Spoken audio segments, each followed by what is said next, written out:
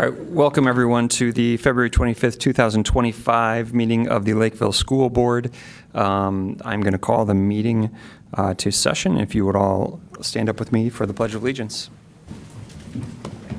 I pledge allegiance to the flag of the United States of America and to the republic for which it stands, one nation, under God, indivisible, with liberty and justice for all.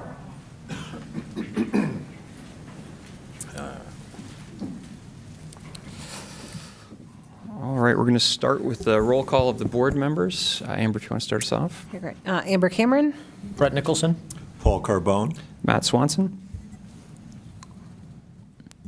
Michael. Kim Baker. Carly Anderson. Brian Thompson. And if the executive cabinet wants to introduce themselves. Bill Holmgren, Executive Director of Business Services. Michelle Humphrey, Executive Director of Student Services. Emily McDonald, Assistant Superintendent. Brenda Albrecht, Executive Director of Administrative Services. All right, and we've got some additional guests over on the right here. Jack Baker, Controller of Finance. Amy Geschmeyer, American Indian Education Coordinator. Tracy Broval, Director of Technology and Data Services. And Kim Elson, Assistant to the Superintendent. All right, and Mr. Superintendent, if you'll run us into the good news. Thank you, Mr. Chair, and good evening, all. Good news from Lakeville area schools. We'll start with a big one here. Assistant Superintendent Dr. Emily McDonald. She has received the K.E. Jacobs Memorial Award. So Lakeville Area Schools Assistant Superintendent Dr. Emily McDonald has been named the recipient of the K.E. Jacobs Memorial Award from the Minnesota Association of School Administrators. This prestigious award is presented annually to a female administrator actively involved in MASA, who has demonstrated exceptional leadership and a strong commitment to students. With more than 25 years of experience in public education, Dr. McDonald has been a dedicated and innovative leader at Lakeville area schools, and her leadership has supported the district through times of growth and change. With a steady focus on student success and equitable educational opportunities for all, she has spearheaded efforts in strategic planning, social-emotional learning, multi-tiered systems of support, and leadership development. Additionally, Dr. McDonald has stepped in during times of leadership transition, serving twice as the interim superintendent for our school district. Through her leadership, she has maintained continuity, stability, and a clear vision for Lakeville area schools. So we congratulate Dr. McDonald on this honor and thank her for her ongoing leadership and dedication to all of our students and staff and educators here in Lakeville area schools. A round of applause for Dr.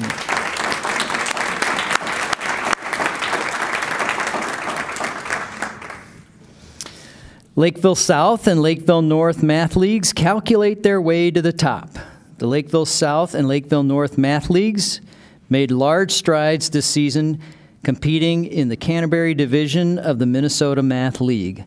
With 409 total points, the Lakeville South team finished first in the Canterbury Division for the first time since 2018. Yeah, let's give a little round of applause for that. Lakeville North team finished fourth in the division with 354 points. So congratulations to both. Lakeville North's lead scorer was 12th grader Patrick Sinclair, tied with Lakeville South's lead scorer, 10th grader Trey Ebersole. In the end, Sinclair won the tiebreaker, finishing fourth overall in the division, followed by Ebersole in fifth place. So congratulations to North and South on a fantastic performance in that competition. Lakeville Cheer shines bright at our state and nationals. With over 200 athletes from K-12, the Lakeville Cheer's 24-25 season was filled with energy, passion, and unforgettable moments. The program offered through Lakeville Area Community Education proudly boasts 10 teams, 5 competitive, 2 sideline, and 3 recreational. On February 1st, the competition teams grade 3 through 12 took the stage at the 2025 Minnesota Cheerleading Coaches Association state competition with the following achievements.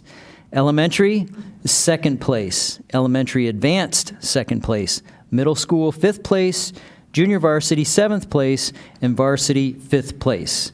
The season finale took the varsity competition team to Orlando, Florida, February 7th through the 10th for the 2025 National High School Cheerleading Championships. This marked the first time in 5 years that Lakeville area schools was represented in the National High School Cheerleading Championship. The team competed in the small, non-tumbling D1 division, facing off against 42 teams.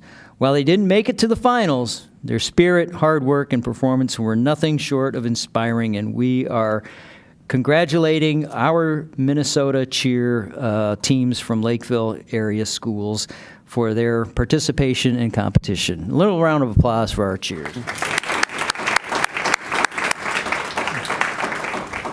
Thank you all. You can read more about some of the more or other amazing things that are happening in the district at isd194.org/news. And I will hand it back to you, Mr. Chair. All right, moving down the agenda.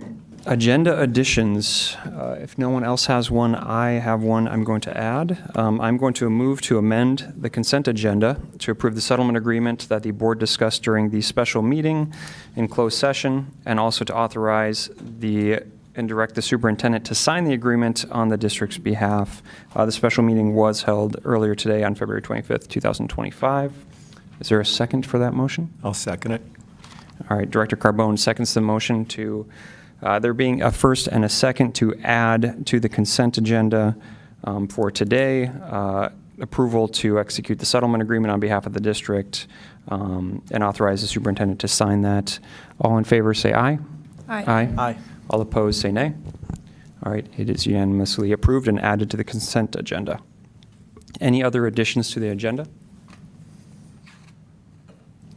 If there are no other additions, I would entertain a motion to approve the agenda with the addition to the consent agenda. So moved. All right, it's moved by Director Anderson. Is there a second? I'll second. All right, and seconded by Director Anderson. Sorry. Cameron. Cameron and Anderson. Flip-flop them. All right, with there being a first and a second, motion to approve the agenda with the addition to the consent agenda. All in favor say aye. Aye. All opposed say nay. All right, and it is approved unanimously. We are going to move on to public comment. So I will read my piece. The board is going to open up the floor for 30 minutes to allow the public to address the board with comments and concerns. Anyone interested in participating in public comment must have registered in advance using the form provided on our website by noon on the Monday before the scheduled public comment session. There will be no board response during the session. Public comments framed as complaints and/or concerns about students and/or staff are not appropriate in the public forum due to the data privacy laws. These comments should be addressed to the administration outside of our public meetings.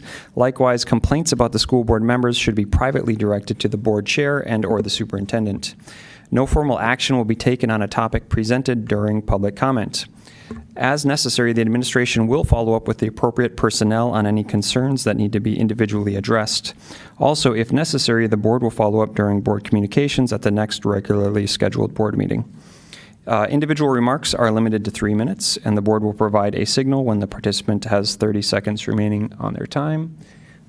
Director Baker, do you have that signal you could show everybody?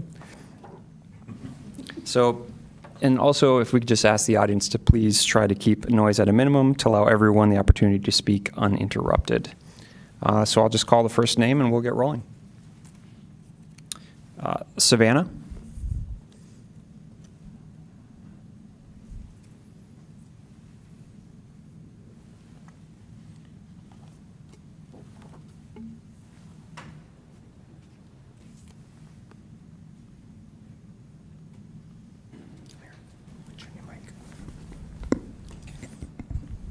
Hi, Savannah. Good evening, board and all audience. My name is Savannah D., and I am currently enrolled in the Lakeville Online Academy. I was enrolled in 196 Online for first grade and second grade and had to transfer to Lakeville Online Academy as 196 had to close down. Other students from 196 Online are currently in my class, which has been nice to have the same friends. I feel that my current school has subjects and assignments that are exactly what I need to do to learn. For example, I am learning division, which was hard, but also a challenge, which I like. I was worried about the changes that I was going to face moving to a different school, but turned out to be a really great and exciting experience. I love my teachers and classmates. My amazing teachers, Miss Sauber and Miss Kripke, are always there to help and teach me. They provide help when needed and is very flexible for me and my family. I do not think I would learn as well if I was in a classroom. My parents took me to tour the school I would be enrolled in, but I didn't really like it. And I really like virtual learning. Lakeville Online Academy has math, reading, social studies, gym, and all subjects we cover in the virtual meeting, and I love it. I start off my day by getting dressed and doing my hair, and I believe that feeling ready in the morning helps me be successful for the day. I eat breakfast with my 2-year-old brother, and I look at my daily schedule to see what the plans are for the day. I join my online meeting, and my teacher reads our book, shows us our assignments for the day, and we also get to share how we feel on a chart. We have small groups, so we can have one-on-one talks with my friends. It's so fun. After my meeting, I start at math, and then I take a break to have playtime with my brother and go outside in our swing. After that, I go finish up any assignments I have for the day. My teacher provides the homework for throughout the week so I can work ahead if needed. If I need help or I have any questions with an assignment, I can message my teacher on CSAR or send an email and they get back to me right away and always make sure I am understanding. This way of learning works so well for me. My teachers have taught me to be brave and confident in myself. I love spending time with my brother and having my parents as my learning coach. My mom and dad both review assignments and make sure I'm on time with everything. My school has adventurous activities for me and my classmates to get together, like bowling, the park, and even the state capitol. Please don't close my elementary school that I love. I am worried about having to make another big change in my education in just elementary school. I will miss my teachers and my friends. I am sad and hope my school will be there for my last year in elementary school. I appreciate your time listening to me today. Thank you, board and all audience. Thank you, Savannah. Thanks.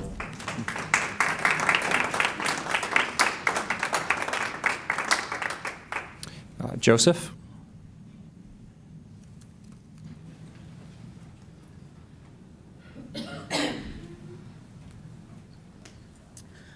Joseph is out sick.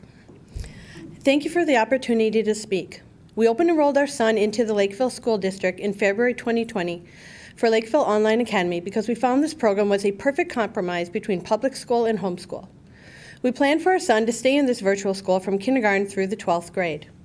When our son started kindergarten in the fall of 2020, enrollment had ballooned to hundreds upon hundreds because of the COVID pandemic.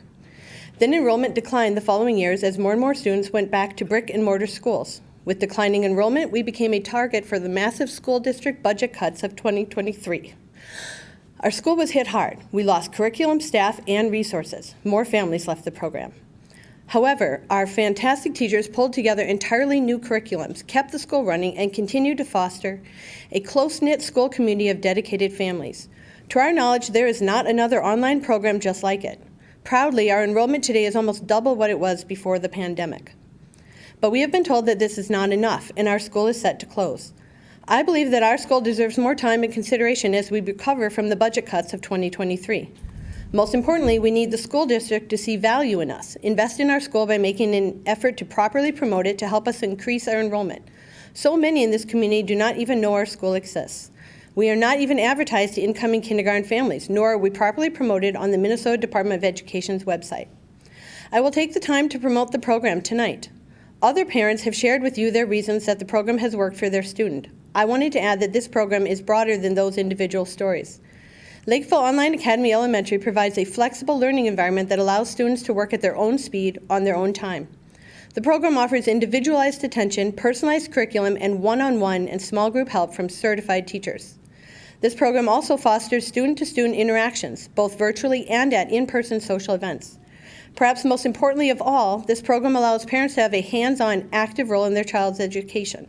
Parents get to engage, learn, and grow with their student.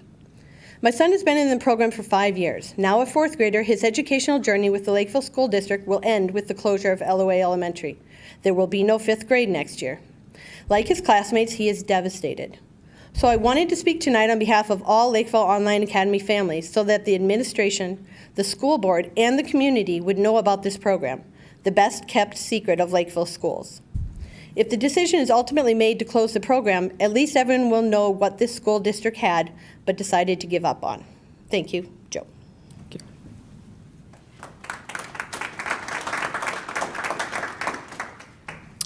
Devin? Devin? Going once, twice. Paul?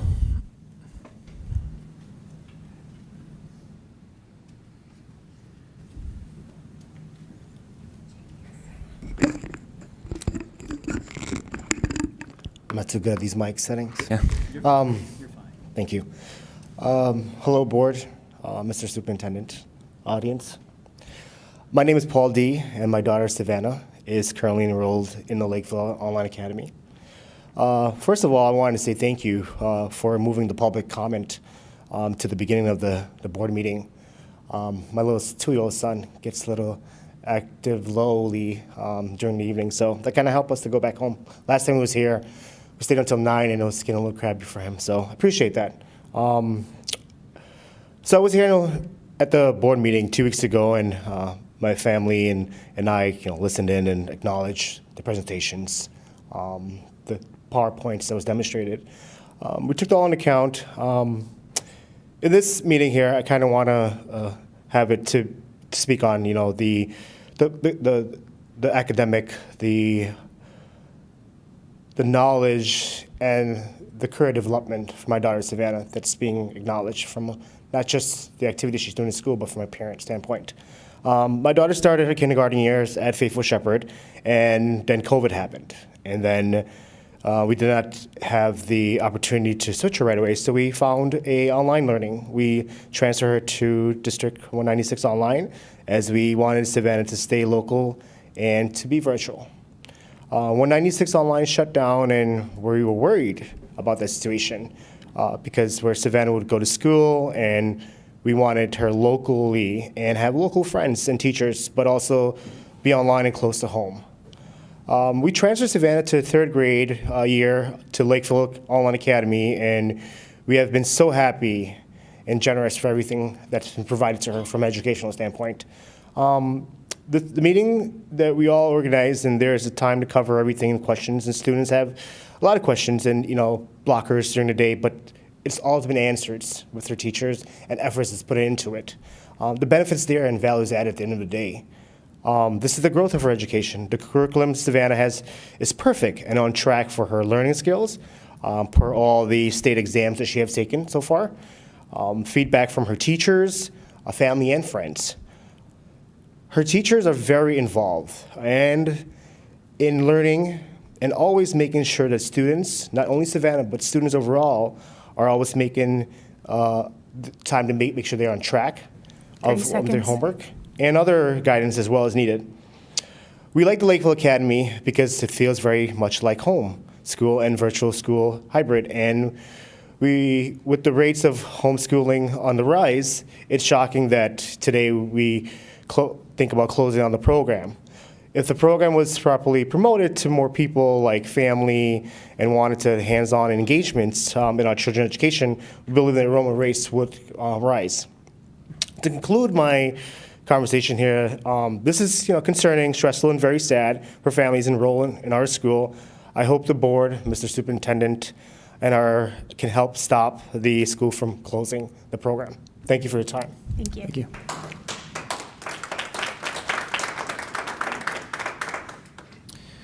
William?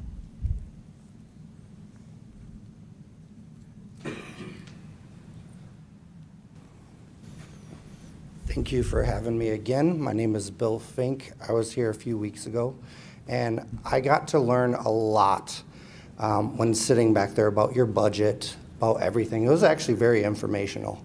I testified or spoke to you all about how great my son is doing. He's 9 years old and he's in the 4th grade, and he's able to test out at 5th and 6th grade for math and at grade level for English. So I know everyone is you're hearing the same thing. Lakeville Online Academy is great for our kids. And then I'm hearing we just don't have the money, and that's why we need to cut. And the numbers that was sent to the parents to justify this from the superintendent was that his email said $11,275 per online student is what it costs. And his reasoning for shutting us down is for in-person, it costs $6,041. Now that doesn't make a whole lot of sense to me because I saw Bill's numbers and he was reporting $11,380 per student for in-person. And it also doesn't make sense to me because, well, you can find that online. It's the same $11,380. And it doesn't make sense to me that next year we're projected at $14,012 per student. Now, if you're only spending $6,000 for in-person kids, that doesn't make a whole lot of sense. What are you doing with all that extra money? Because some of these schools, what I learned last time was you have a 40 students to 1 teacher ratio.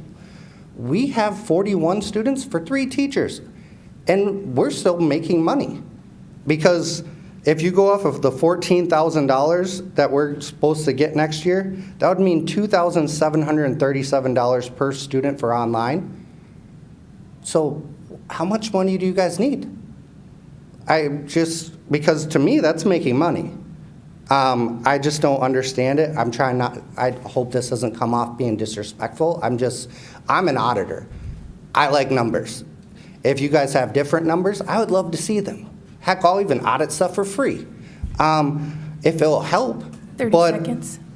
Okay, so basically, as my 9-year-old would say, the math is not mathing. I just want an explanation, and I'm willing to help. Also, other online programs, they have taken away the principal and made it where, because, well, that's $100,000+ that you're spending on them. We have 3 teachers. Funnel it under a school. That's what other schools, District 196 did that. We can do that. There's ways. Work with us. That's time. Thank you.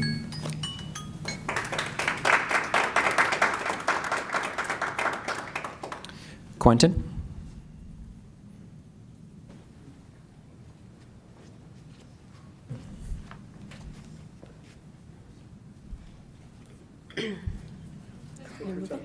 I can move it.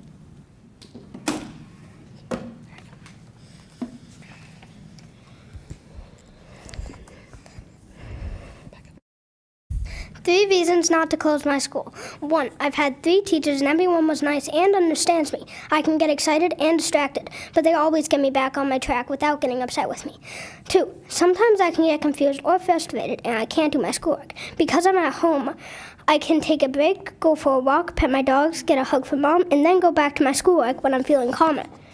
3, my dad works on the railroad. He leaves for work at 1 in the afternoon.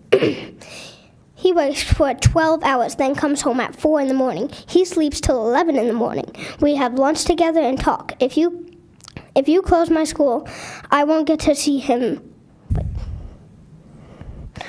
If you close my school, I won't get to see him all week. Right now, because my sister and brother also do online school, we can all sit down and eat together. Mom says that's the reason that school choice is really important, because it helps families spend more time together, no matter how much they work. I don't need to go to school for 8 hours to learn, but I do need my family to feel happy and loved. Right now, my school helps us all be together more. Please don't close my school. Thank you. Thank you, Quentin.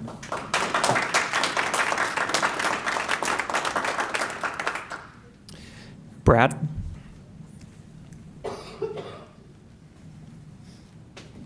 I don't know how I'm going to top that, so. You've it a try. We'll give it the old college try. All right, good evening, board members. It's often said that while things change, they tend to remain the same. Tonight, I find myself in the same situation I was a year ago, questioning the district's boundary adjustments, looking for answers, and urging the people in charge to fully consider the effects of the decisions on our children's education. As a parent whose children was forced to move schools last year, the frustration is very real, and I understand the firsthand consequences, somewhat are unintended. The frustration is real, especially when you have to move your child in the final year of their school and be held at a different standard than the 700 children who are open enrolled into the district. You can imagine my surprise when I heard about tonight's meeting and the possibility of more boundary changes. Of course, the agenda that was initially posted is no longer available because of new and additional information. Over the past 24 hours, I've seen social media posts, received text messages, and field phone calls from individuals expressing their frustration and lack of confidence in the district's handling of the boundary changes. It is clear that our community is on high alert and carefully reviewing the agendas and watching board meetings with great interest. Ironically, if the district had shared the original PowerPoint from the agenda, we would have heard that the boundary changes were deemed a success. But a success by what standard? Is it a success to move children to a new school just to overcrowd others? Is it a success to move one of the best teachers in the district, Katie Lyons, to a new school simply to manage student numbers? I understand the board composition has changed since last year, with only 3 of the original board members remaining. However, the central question remains, what went wrong? In risk management, there's a saying, if it's predictable, it's preventable. And the overcrowding issue was certainly foreseeable. Last year, using Teamwork's own data, speakers warned their models would lead to overcrowding. Unfortunately, their concerns were dismissed with smirks from the superintendent. Now we're left with another question. Can we have faith that these adjustments will be a long-term solution?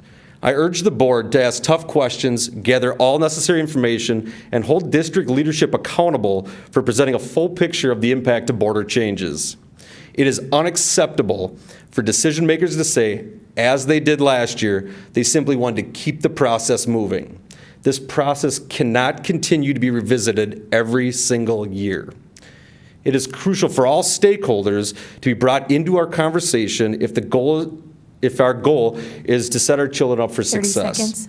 not subject them to a revolving door of school transfers.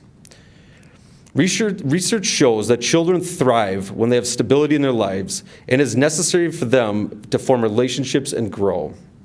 This is about our children's well-being and development. They deserve better than to be treated as pawns in a process they never chose. Thank you.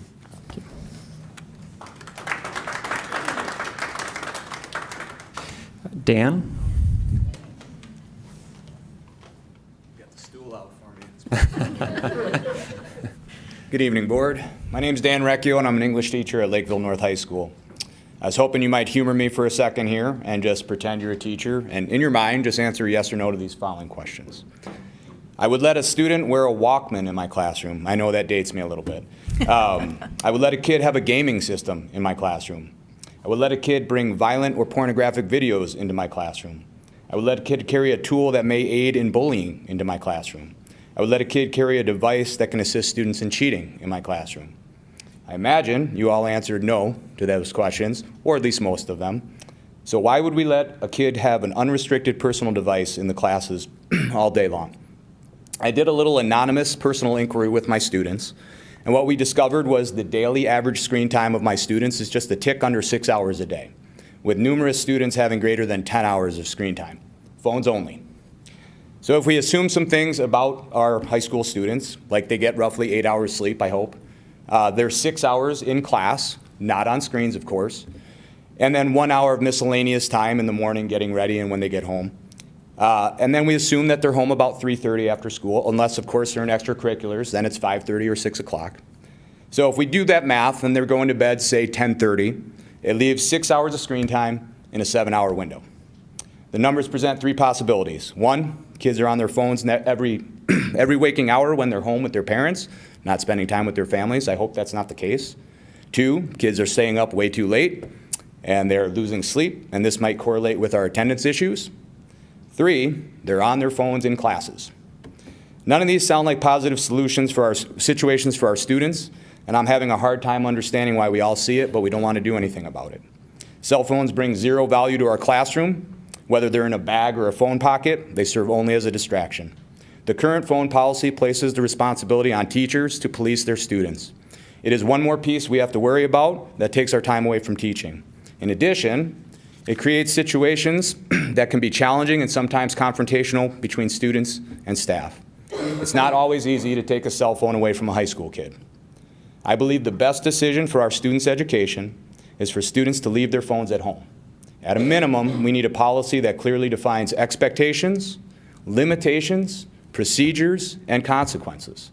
Everyone seems eager to get back to academic excellence, and we can either continue looking for hidden malfunctions in our curriculum or, instructional practices, or we can address the elephant in the room.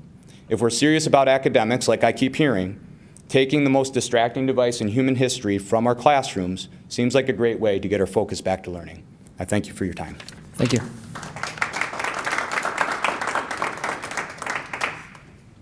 All right, Melissa?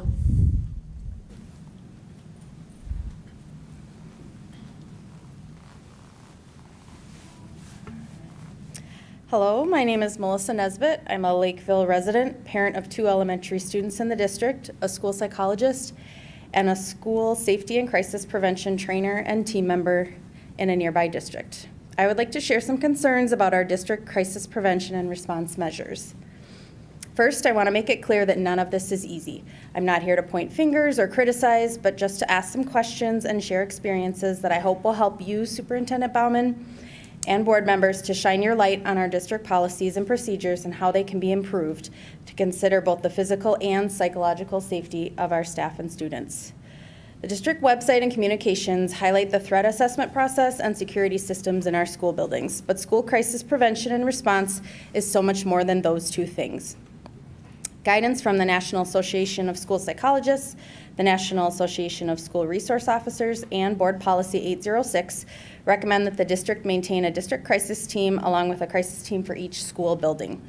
What does the structure look like in Lakeville area schools? Building crisis teams should be multidisciplinary and include administrators, mental health professionals, school nurses, school resource officers, and teachers. Do all of our buildings have an official crisis team with the necessary members? Building crisis teams should meet regularly to discuss training activities and review the building response to any recent events and identify ways to improve moving forward. Does our district require that teams meet a certain number of times each year?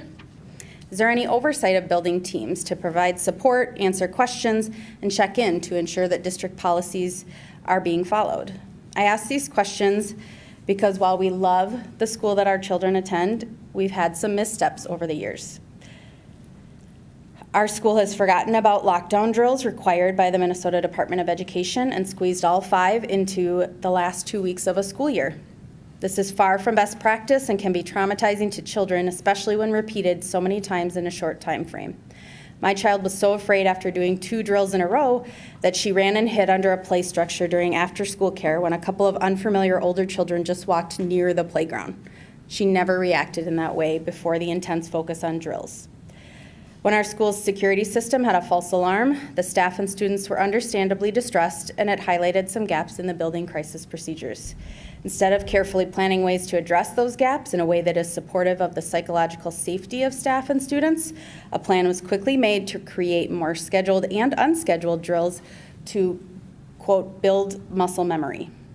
Drills with students present are only one way to practice crisis procedures. Teams can do tabletop exercises, walkthroughs, and drills before or after school student contact hours. These are all valuable tools to practice crisis procedures that do not involve damaging the sense of safety of our children while they're in school. I hope these questions will inspire you to look further into our district's school crisis procedures. Sorry, I forgot to give you your 30 seconds. And that you will focus not only on physical but psychological safety as well. Thank you. Thank you. All right, thank you for those that were willing to speak today. Moving on, back on the agenda items, I would entertain a motion to approve the consent agenda as drafted, plus the addition that was approved prior in the meeting. I'll make a motion. All right, so moved by Director Baker. Is there a second? I'll second it. The motion is seconded by Director Carbone. Is there any discussion on the motion? Or on any of the topics? Director Anderson? Do I have to make a motion to pull an item, or can we talk about any of the topics?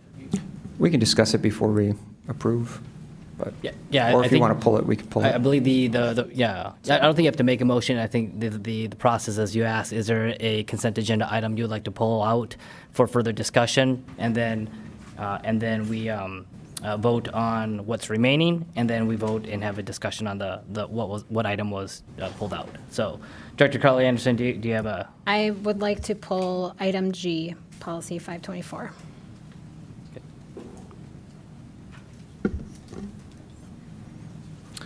And I don't believe we even need a second for that, correct? Correct. All right. All right, so we're looking at an amended motion then or just a motion to approve the consent agenda minus item number G. Correct. I think we would need to amend the original motion. Yeah. Because there's a motion. Yeah, we have to. All right, I'll move to amend the original motion to approve the consent agenda to remove item G. Is there a second on that? Second. All right, there's a second by Director Cameron. All those in favor of amending the original motion to approve the consent agenda minus item G, say aye. Aye. Aye. All those opposed say nay. All right, it's approved. So now we're back to approving the amended motion, I believe. Yeah. Yeah. All right. All those approving the motion to approve the consent agenda as amended. So moved. Moved by Director Cameron. I'll second it. It being first and seconded, a motion to approve the consent agenda minus item G. All those in favor say aye. Aye. All those opposed, same sign. All right, it's unanimously approved. I'll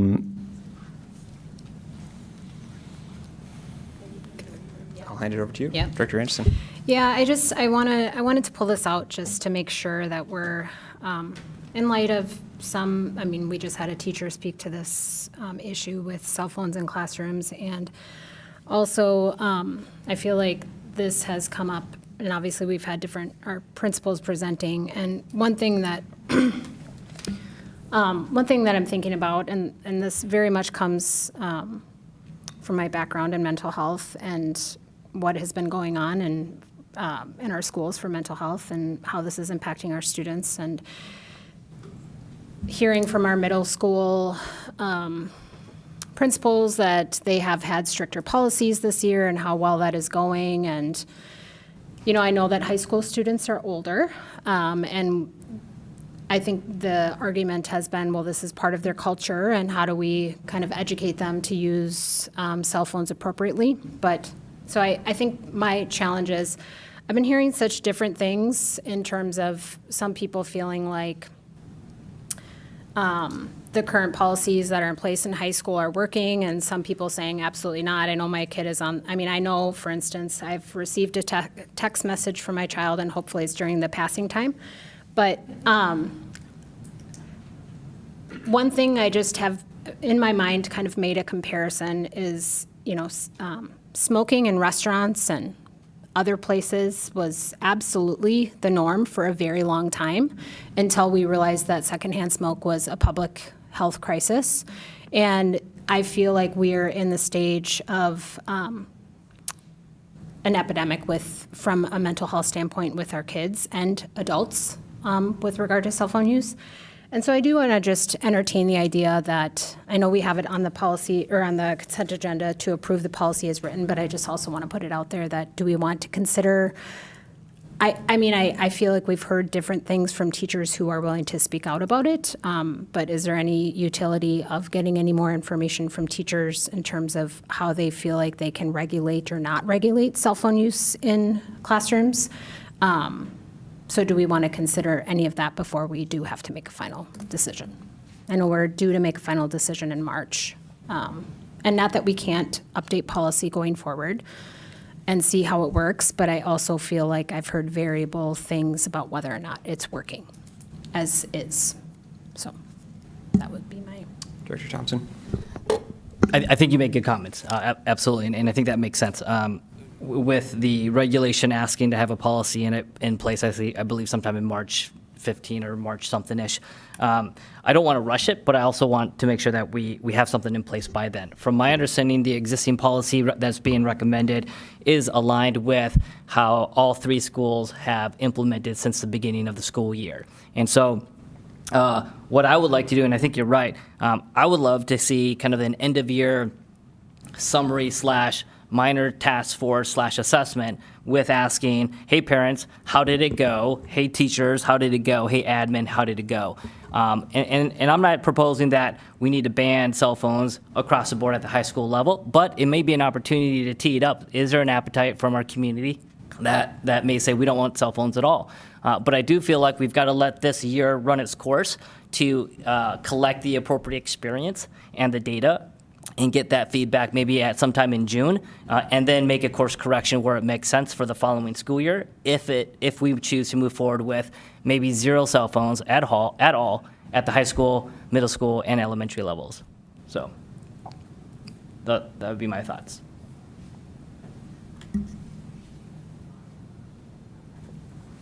I mean, I'm not opposed to revisiting the idea. I know we've heard several principals speak on the current policy, and they're very much in favor of it. Yeah, I experienced the same thing with kids getting text messages from my son. I know that we had a teacher speak today. I mean, we're always going to run into enforcement issues, regardless of whether it's a complete ban, because kids are going to bring their cell phones to school even if they're not supposed to. And then I think you still run into that same issue where, okay, now what do we do? So regardless of what it is, so yeah, I do like to hear from the principals, which we had requested, and they came in and recommended this policy. And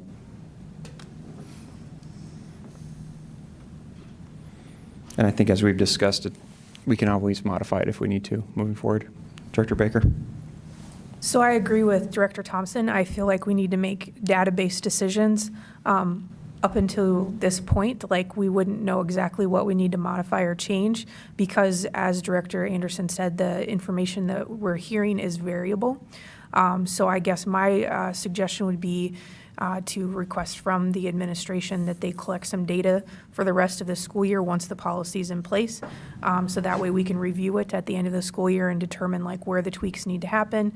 Maybe have some, as Director Thompson suggested, some discussion with several different stakeholders to determine what we would need, what changes would need to be made. Because right now we're just kind of guessing based on information that we're hearing. I guess like I want some data around it, some specific data that shows like there are issues with teachers not being able to get the phones out of students' hands, or there's bullying that's happening with students in the hallway, and I'm just labeling things now, but just making sure we have data surround it so that we know what tweaks to make. I appreciate the conversation. I agree with you, Director Anderson and Director Thompson and Dr. Baker Director Baker and Swanson, all of you. I'm wondering with like the quickly evolving landscape in technology, and this is something maybe the policy committee can think about, is maybe this is one of the policies that's looked at annually to see like, is it working with, and I think with data to back up, like, is this working or is this not working? I think just to make sure we're in state compliance, getting something passed for March is important. But I also wonder, like, I think I'm not sure about what student surveys we do in terms of student belonging and those types of themes, but maybe that's a survey to look at too, in addition to parents and teachers. So that's something we could consider to. I had a question just on the policy side. I mean, we're kind of setting the baseline here, right? I mean, if a teacher or principal wants to set additional standards or requirements that are, maybe one step further, is it your understanding that they can do that? I mean, we're providing standards that I see this as the floor, right? Students aren't to have them in class, or using them in class if they're in high school, but my hope is that it's not. I think it provides high-level guidance, but I'd look to the superintendent around ensuring consistency within the various classrooms in high school. I mean, if I go to English and I put it in a pocket, and then I go to math, but I can put it in my backpack or whatever it may be. So I would assume a certain level of consistency in that process. But in regards to that baseline, the baseline would be no cell phones in the classroom or having them out. But there may be some variation. I was just going to follow up. I feel really good about us getting some data that would inform our decision-making here. I just feel like what I really want to, and not that it's absolutely not the case that I don't value the principals our principal who spoke on the high school level. It's just, I would love to get that kind of teacher confirmation that they feel like it's not interfering and that there's good kind of follow through with policy. So I would feel good about getting some data and then moving forward. One other comment I'll just make about this is that I think, and Brian, I think you've highlighted some policies in other districts where they include the procedures around, what happens if a student brings a cell phone or takes a cell phone out. And I think we've decided to not include it in the official policy, but I think to the extent that buildings, perhaps the same grade level buildings, like both high schools, all three middles, get together with guidance from teachers on what those procedures should look like, what will be the disciplinary actions taken if the procedures are breached. I think it needs to be a collaborative process, and I think our principals and teachers hopefully know that, but I'll just stress that I think those have to be well solidified, the procedures in addition to the policy. Dr. Thompson. And so changing topics just briefly, in this policy 524 that we are about to approve, we haven't had a chance to actually look at policy 524 in its entirety. The policies that I believe we've received in the past couple of weeks have been section 15 and below, which is just the cell phone policy and below. And the reason I share that is because as I am looking at policy 524, I think it's like page 91 in the board book. We've got some, we have a section in, I think it's like 11 called filter, where here's alternative option number 1, here's alternative option number 2. Sounds like we haven't actually discussed which one we want to use. And so I think I'm going to make a recommendation that, or I'll make a motion that we approve section 15 and below, which is the cell phone use, with a request from the administration to conduct an end-of-the-year school assessment. And with that data, we can make additional changes, consistency changes, procedural changes if we want to embed that. So let me restate the motions in a smaller. I make a motion to pass section 15 of the cell phone use with a request from the administration to provide an end-of-year assessment feedback for the board to review. Is there a second to the motion? Just to clarify, so the rest of the policy we're not addressing today? Correct. I mean, the rest of the policy is It's already current there. policy. Yeah. Okay. Mhm. So it's just the added. Okay. I'll second. All right, that's seconded by Director Anderson. So, being a first and a second, the motion is to approve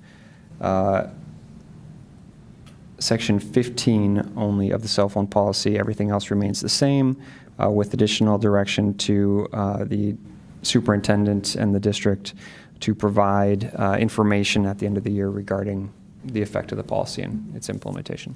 Yes. All right, all those in favor, say aye. Aye. Aye. All opposed, say nay. All right, the motion is passed. All right, we're going to move on to our report and discussion section of the agenda. First on the docket is the American Indian Education Plan vote of concurrence reading. Ms. Gishmeyer and Mr. Johnson.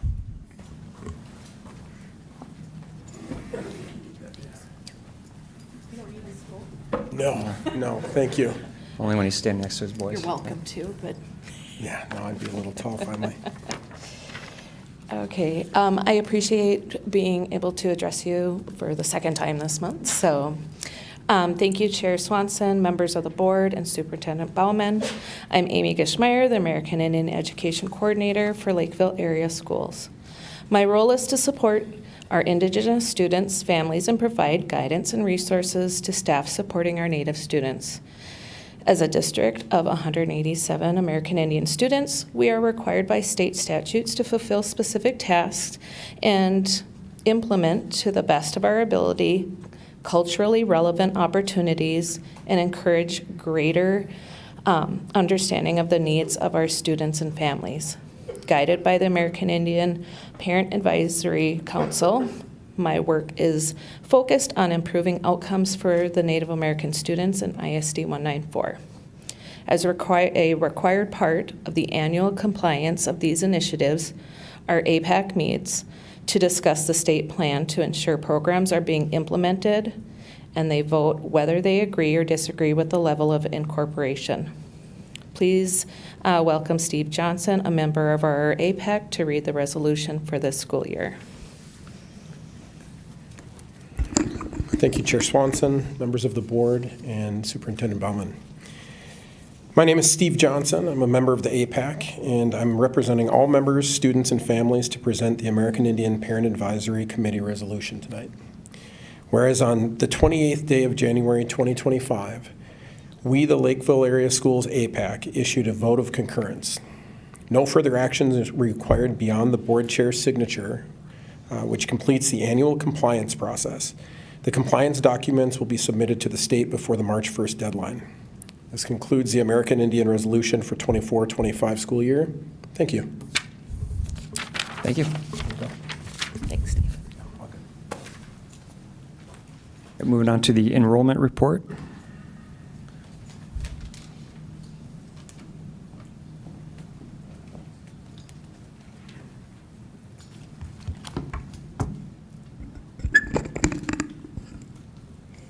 Good evening, everyone, and thank you for allowing me to present to you today. My name is Tracy Brovold, and I'm lucky enough to serve as the Director of Technology and Data Services for our school district. Today, I am happy to present our student enrollment data for this school year. As we begin our discussion on student enrollments, we will cover several key areas to provide a comprehensive understanding of our current landscape and future planning. Our agenda includes an overview of our team, an introduction to the data services team. We'll examine the latest data on student numbers across our district, highlighting any notable changes. We'll provide an overview of the diverse backgrounds of our student body, including insights into economic status and ethnicity.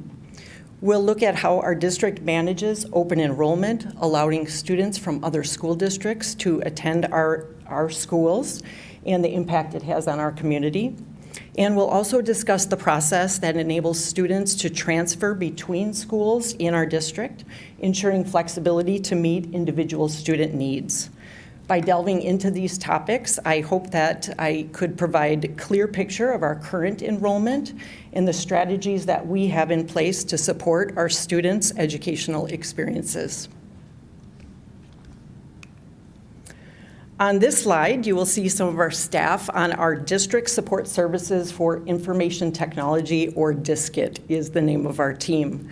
The Data Services team is a smaller subset of this group. In this department organization chart, you will see that our department is led by Dr. Emily McDonald. We are very thankful for her support and guidance. I lead, as I said, both the technology and data services teams. We have Douglas Ninau on our team, who oversees the data services team. You met Douglas back in October when he presented the enrollment projections for you. Douglas supervises Garrett Newtok, who is responsible for identity management, state and federal reporting, and enrollment.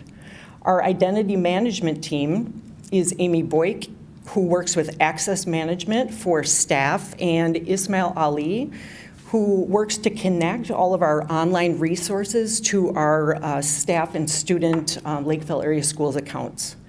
Garrett also supervises Kim Meyer, who is the newest member of our department.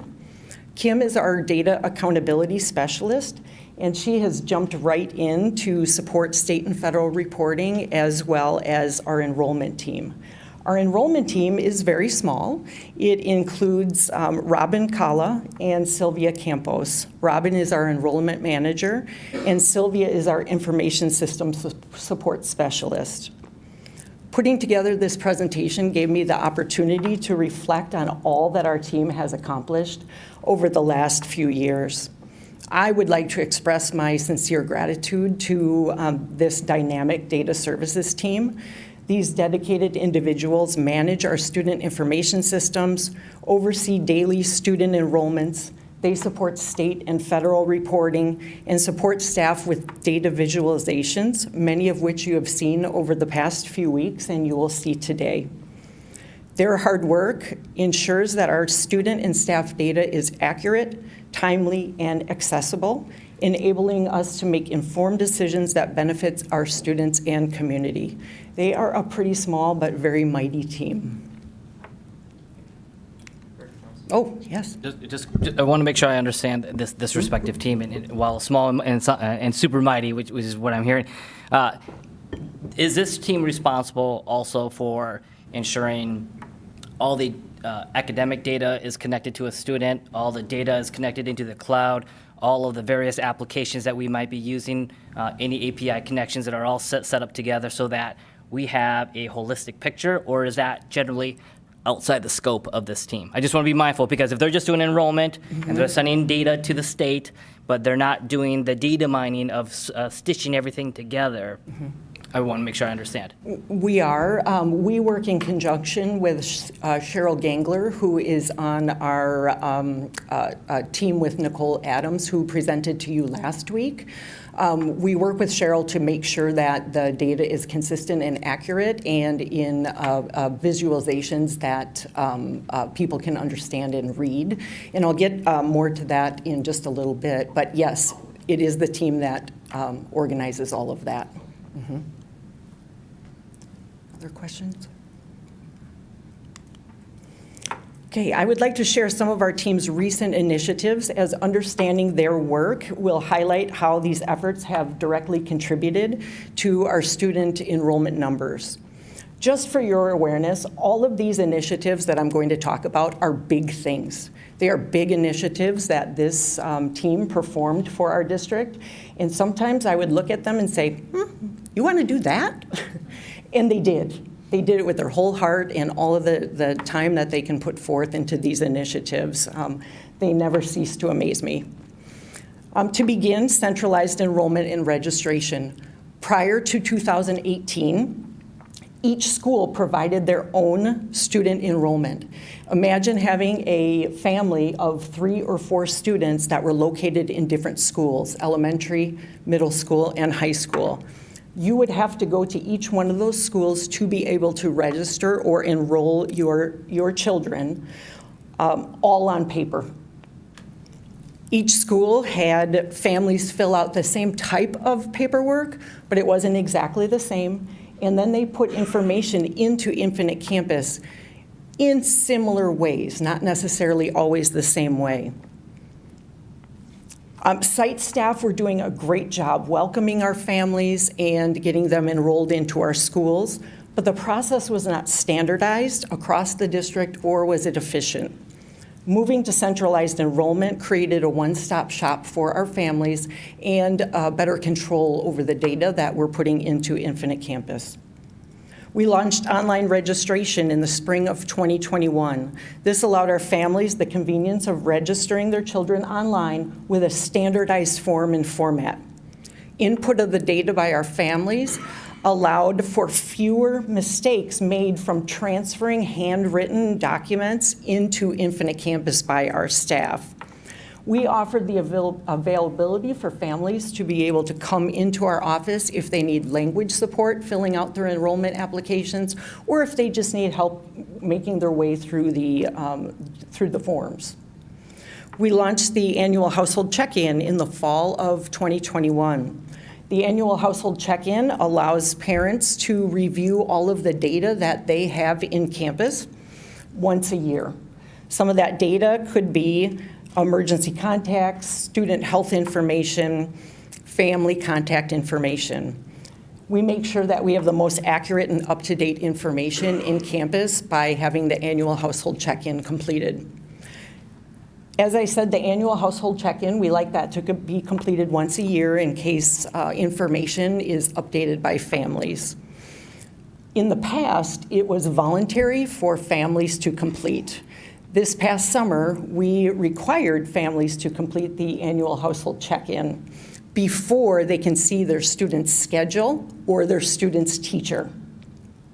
We weren't surprised that we had 95% completion of the annual household check-in. That was great because we know we have some very up-to-date information in campus. Before that, when it was voluntary, we had less than 50% completion of it. So that's been very helpful for us to make sure we have accurate data. When we assumed responsibility for open enrollment and intra-district transfers, our team created a robust process for accepting applications and an objective process for determining acceptance of those applications. All of the processes were aligned to our school board policy and to state statute. The process is spelled out online and takes families through it step by step. If you click on Enroll, you'll see that process there.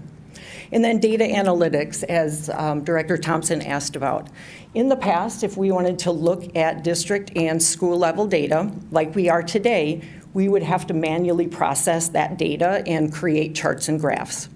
I believe, Dr. Anderson, you mentioned Dr. Barron last time. Dr. Barron was the guy.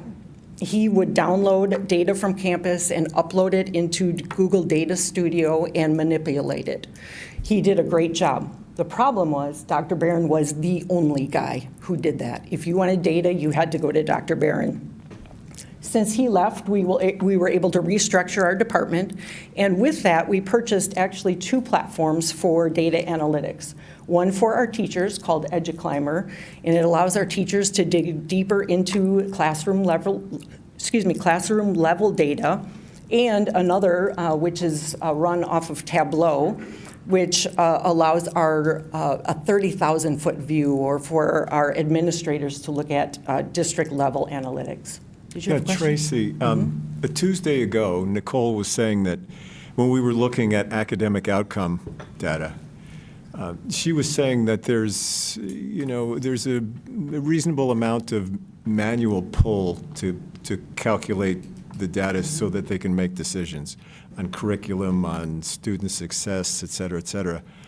Just roughly, throw a dart. What's the percentage of manual pull activity versus not? Is it 30%, 50% every time somebody's trying to look at an analysis to make a decision? You ask a great question, and I hesitate to throw a dart because data brings up additional questions. And sometimes we don't have those visualizations created. And so we just started, as I said, in 2022, actually having systems that are able to pull our data, and that is just from Infinite Campus. We have a data warehouse with Infinite Campus that stores all of our data, and these 2 systems pull from campus. We have some systems that are outside of Infinite Campus that we can't pull from yet. So our human resources data, or our EFP, which is our business office information system. We're not pulling that data yet. That would be a manual export and then an import. And so we do have Cheryl Gangler, who is amazing on Nicole's team, who actually helps us pull some of that data and create visualizations. So, if you pressed me, I would say that we are about 40% there, with the problem that data creates new questions and then creates new visualizations, that it's an ongoing process to continue to answer questions with data. Yeah, and that is the cool part of data. It just keeps expanding the mind, so you'll think of things you would have never even thought of if the data wouldn't have prompted it. Right. Yeah, if I could weigh in here a little bit. The challenge is fusion from the different sets that you have, and having a single source data analytics that can do that fusion because you can just take finance and HR. How do you fuse those into academics and any other kind of data sets that you want? So this is not a problem unique to Lakeville area schools. We are, in fact, if I can add to that, we are, in fact, ahead of a lot of schools with the data systems and the data that we are beginning to look at. So a lot of the stuff we talked about last week seemed like it was not connected. So in terms of data, you're talking about tables, charts. I mean, it's a lot of ones and zeros, but it's all put into a database. If you have multiple databases, you merge the multiple databases and you put it into one central location so you can slice it and dice it in any way you want. I'm confused as to how that is the biggest challenge we're running into in terms of data analytics. If you have multiple databases, you just have to build the connection to talk to them. I'm struggling. Well, let me help you unstruggle. The challenge there, Director Nicholson, is a data warehouse and the in-house capability for somebody to do that back-end work. That don't have the capability. That's correct. Okay. Not on scale, not for the different systems that we operate under. Can it be done? Yes. It becomes a priority of funding on where you're going to put your money to do that and bring that talent in to do that. So I just want to be clear about that. Tracy, can I ask what data are we collecting? It sounds like it's all on Infinite Campus, but then you're talking about through EduClimber, we have some classroom-specific data. Like, what data would that be? So we have the standardized testing data. So from MCA data we have in there. We have some classroom grade data. We have attendance data. We have some behavior data in there so that teachers can look at a full picture of a student rather than just looking at one piece of the puzzle. Is EduClimber available for the principals as well to access and review that information? Brian? Yeah, so I appreciate the clarification because I think this will help with providing how we want to move forward with 25-26 budget, where it makes sense to allocate additional funding to maybe accelerate the stitching, the joining of the various data elements. Because if you've got all this data in Infinite Campus, you've got all this data in EduClimber, and then a variety of different applications and systems that we have deployed with data, but no true Lakeville data warehouse to bring all that data in, and then having a subject matter expert and or team to connect all those pieces, build the data, have a ticketing system where people may ask, I want this kind of report, can I see this? That doesn't exist today. And so as we move forward and as we want to monitor academics and as we want to monitor student progress, behavior, whatever it may be, this is an investment where that would be very beneficial to say data drives how we make decisions. So I want to make sure I understand. Yeah. Okay. Correct. Director, okay. I appreciate the comments about this, and I think for me, in addition to pulling like the existing data systems that we have together to tell like a complete story to make better decisions, as I understand it, I'm not an educator, so Kim, jump in if I'm getting this wrong, but there's so many summative assessments happening on a daily basis and formative assessments that teachers are doing as well that aren't getting put into these data systems per se, right? And those are just as valid as mechanisms to evaluate student performance, academic achievement. And so while I agree like we need these data systems, I don't think that is the end all be all to understand academic performance and how our students are doing in school. So EduClimber does have the ability, like you can add in your district assessments like through the curriculum if you wanted to. But like it's kind of a every- timely process Yeah. and it takes a while, so it would be making sure you have the manpower to do that and then multiply that across like all the different assessments that happen in a classroom across the district, so. Like I think at the Yeah. elementary level, like they're doing summative assessments daily, through little worksheets. They're not putting every worksheet into this, but they are checking them to make sure students comprehend. So I think that's an important part of this.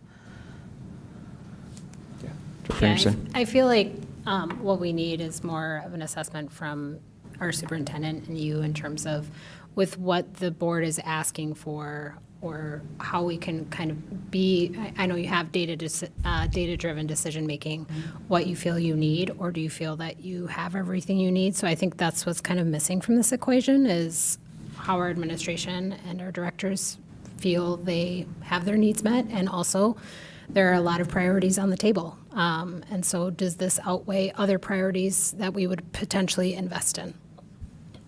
Yeah, Brett. So we talked last week about a dashboard. I don't think we still have a link to a dashboard. I haven't seen a dashboard. I don't know what it is yet. Still waiting to see that. I feel like there continues to be a gap in terms of like data that gets presented. It's not connected to anything. We talked about absenteeism. We're in a very affluent district. You know, people pull their kids out of school for a week to go on vacation. It's not spring break, it's other times. We don't know, are those the kids that are falling behind? Are they not? Like, if we can't connect any of this stuff, we're just throwing random stuff on the wall. Like, I'm confused as to like why this would not be a priority. I mean, we need to know, like, is this correlated? Is this a random, random piece that's connected, or is it not connected at all? Is there no causation? I mean, if it's not something that we need to be concerned about, then we need some data that actually puts it all together for us. I mean, I look at this as like, I mean, it's just data. It's just tables.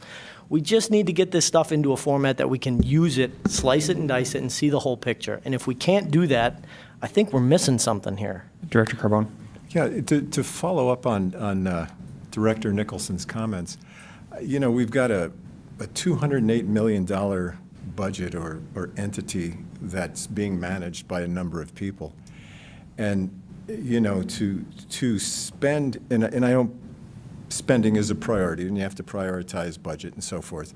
But to me, that's a cost of doing business to create something that's going to help drive decisions and help look even deeper into academic outcomes so better decisions can be made from the data and the analysis of the data.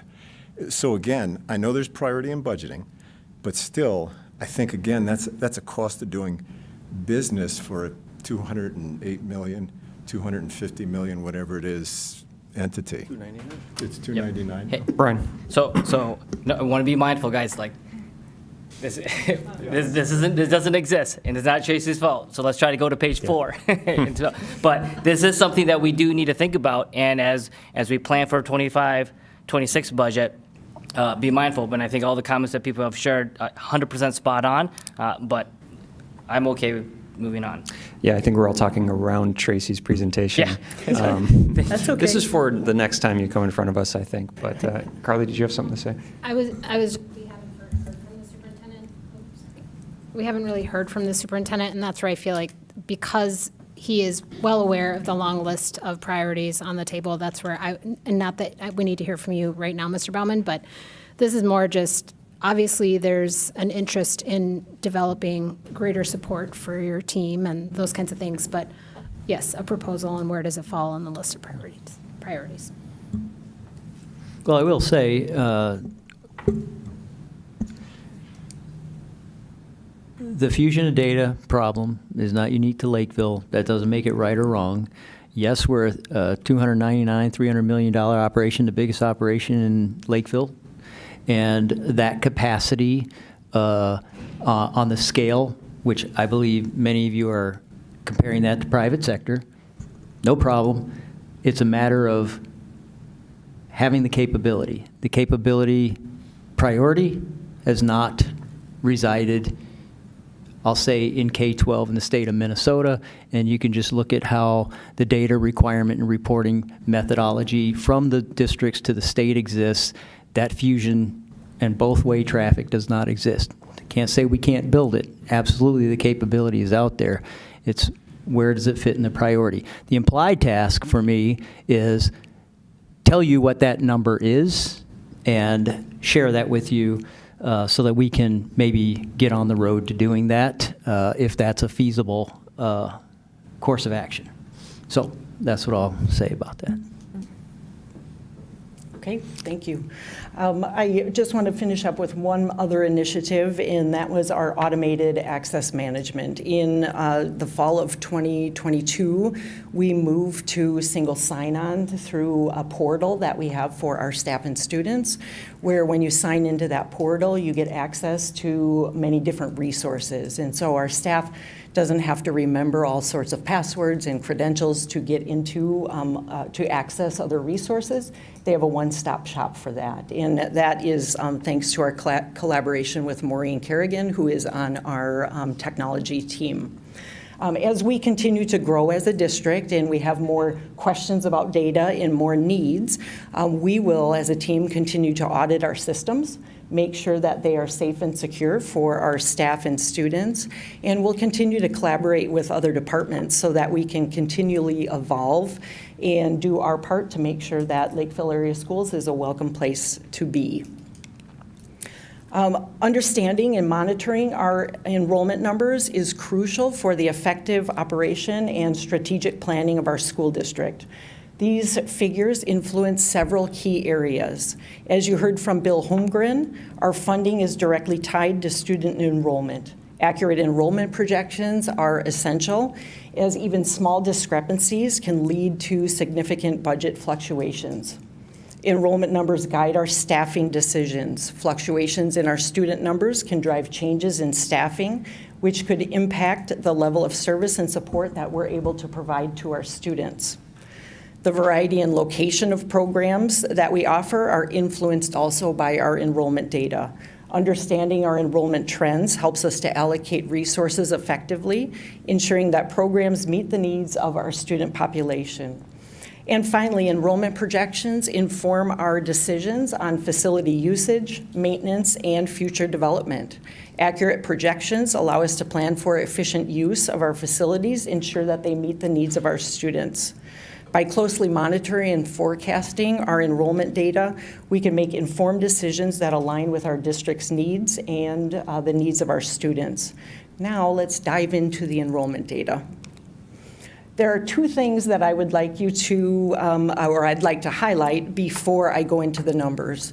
The first thing is I'd like you to note that these numbers that you're going to see today are reported to the Minnesota Department of Education from a moment in time. So they screenshot October 1st. It's a moment in time. They freeze that moment, but while they freeze that moment, we continue to operate. So we continue to have students that come and go.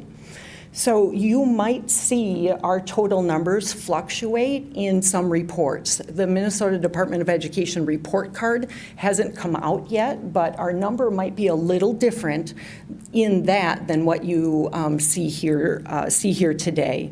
We have time to make adjustments in our system that reports back to the Minnesota Department of Education. From that October 1st number, we have until December 31st, or we had until December 31st to make those changes. So when Douglas came and reported the enrollment predictions report in November, our October 1st number was a little different than what you'll see today. So all of these numbers that you're going to see today are kind of a new October 1st number for us. Remember also, the second thing is that this is a total head count of students. This is not the pupil unit or ADM that Mr. Holmgren said that we are funded on. We give our students the flexibility to participate in a variety of programming. An example is post-secondary enrollment options through colleges or universities, or PSEO. If a student takes a PSEO class at a college or university, we might not get full funding for that student. So although we're counting them in our numbers as one today, the funding mechanism might be a little bit different. So as we look at our total head count of students, we look at our student enrollment three different ways. The first way is enrollment of our K through 12 students. This number you can see is 11,785 students. The second way is our total enrollment of early childhood special education through grade 12. This number is 12,024 students. And our highest number is our total enrollment of early education programs through grade 12.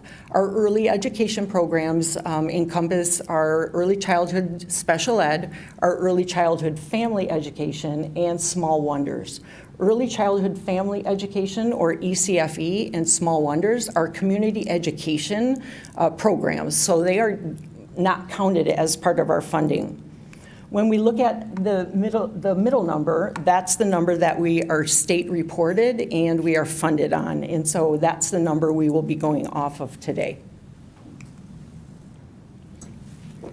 As you may recall, in November, when Douglas Ninal presented enrollment predictions, this is the same chart that you were able to see when he was here. You'll see that for this year, 2024-25, he presented that we had a total of 12,029 students. So you can see a little fluctuation in that number there. Our real number is 12,024.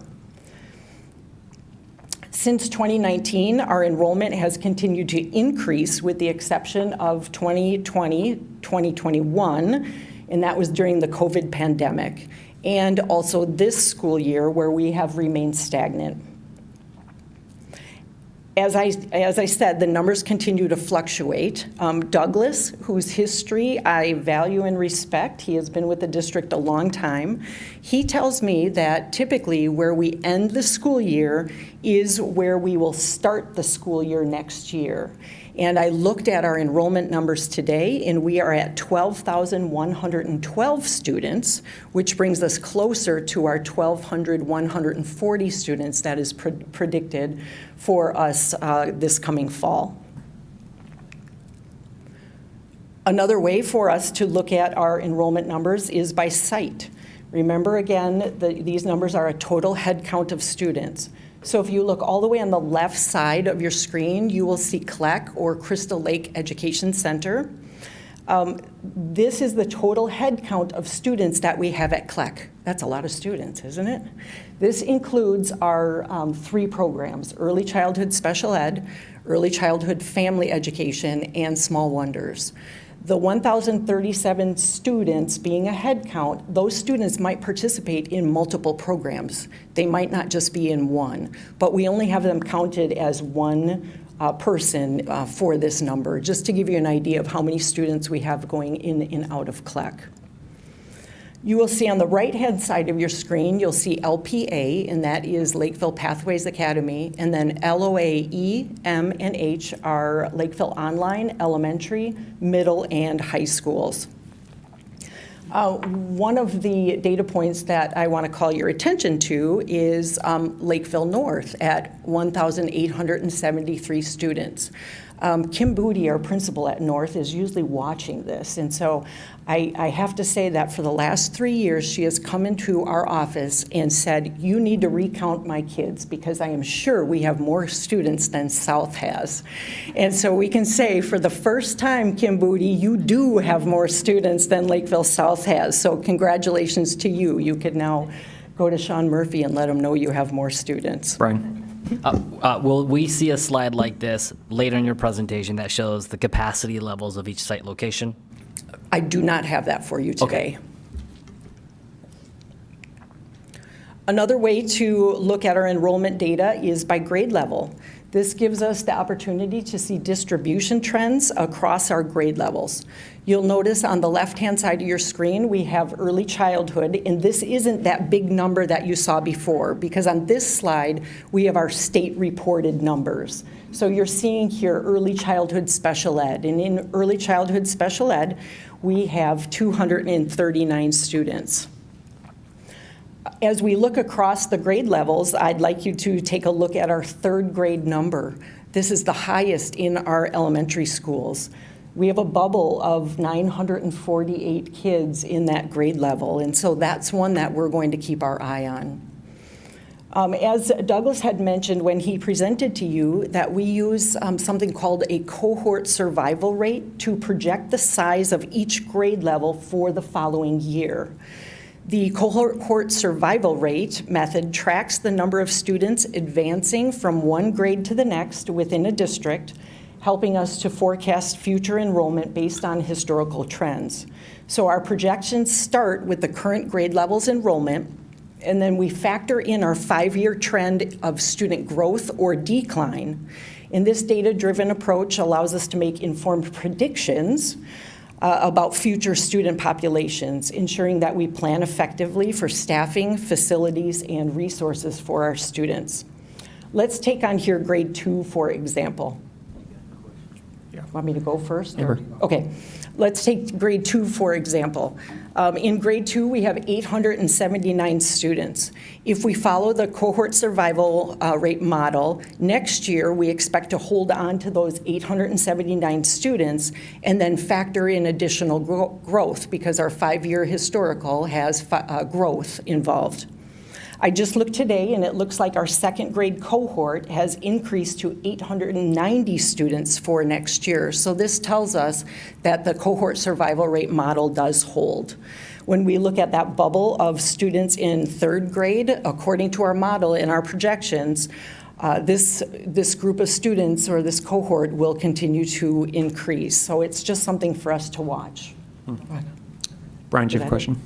Yeah, for the average consumer and myself, obviously when you look at 12th grade, you've got 993, and then kindergarten 806. And one can make an assumption like we've got less kids coming into our school system, but again, based on your projection and the growth of Lakeville, more kids will eventually be added as the years progress, so that your kindergarten kids could get to 993 by the time we get to kindergarten. So again, just from a visual optics, it does look like we're declining, but we've got to let time. But they could also change. I mean, we may not have enough that join. Go ahead. That's watch the housing. That's what we watch.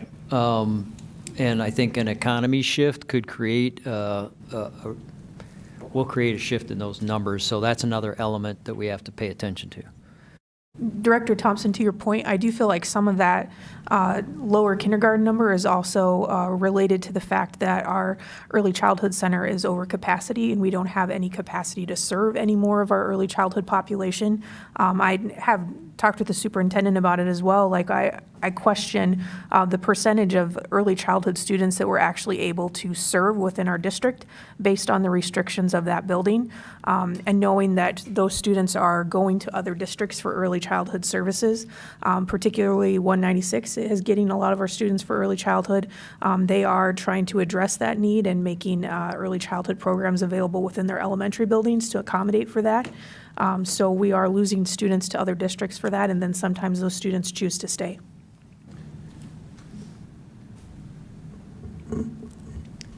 Okay, on our next slide, we are going to be looking at racial and ethnic demographic designations. Our district collects this data based on both federal and state requirements. Parents self-select their child's race and ethnicity upon enrollment, with both federal and state designations optional. If a parent or guardian chooses not to provide race or ethnicity information to us during enrollment, federal guidelines require the district to assign a designation using observer identification. This ensures compliance with federal reporting requirements related to civil rights and funding. However, the additional state-designated categories remain optional, and the district is not required to assign a designation if the parent doesn't provide that information. The Minnesota State Legislature has also mandated that districts collect more detailed student data beyond the 7 federal categories so that we can better understand our student needs and improve educational outcomes. The last bullet point on this slide references the mandated Minnesota Department of Education Racial and Ethnic Demographic Designation Form. That's a long title for a document. While I won't be pulling it up for you today, I wanted to have it here for your reference if you wanted to take a look at it. This form, while it's optional for parents to fill out, is mandatory for us to use, and it's replicated in our online registration system. We cannot change this form. Director Thompson. Have we, I'm just curious, do you incorporate this in your annual household checkbox form so it forces folks to actually fill this out before they see their schedule? So thank you for that question. This is not, the form is not in the annual household check-in, but families can see their designation, their racial and ethnicity designation, and if it's incorrect, they could make that change there. And then, and I think a couple weeks ago, we had a conversation around if you were more than 2 races, it doesn't allow you to say what those are. Have we made those adjustments? I'm going to explain that to you in the next slide. Awesome, thank you. Yeah. I will be honest, this form, it can be really confusing. And I think about our families that are coming into our school district who have to fill this out, who are new to our country, or may not speak or read English. It's very difficult. And so I can understand why some of our families struggle to complete the form accurately or choose not to complete it at all. So on this slide, you will see our federal and state demographic data for this year. These are the same students. So this is how they're designated as federal, and you'll see how those same students are designated as MDE looks at them. Federal data provides broad racial categories, while MDE's approach captures detailed information on specific ethnic subgroups. The federal race and ethnicity reporting process, the form I mentioned, follows a 2-part question on that document. First, the very first question, families are asked whether the student is of Hispanic or Latino ethnicity. Then, after that, they select one or more of the racial categories. And this method is set by federal guidelines to ensure consistency in data collection across all districts across the nation. Federal reporting gives a preference to students counted as Hispanic. You will see here that we have 33, there's a 33 student difference between those designated as Hispanic between federal and state. While federal gives a preference for students counted as Hispanic, Minnesota gives a preference to students counted with a designation of American Indian. There are 119 students different here between federal and state. So if we look at 119 students different here and 33 with Hispanic, where did all those students go?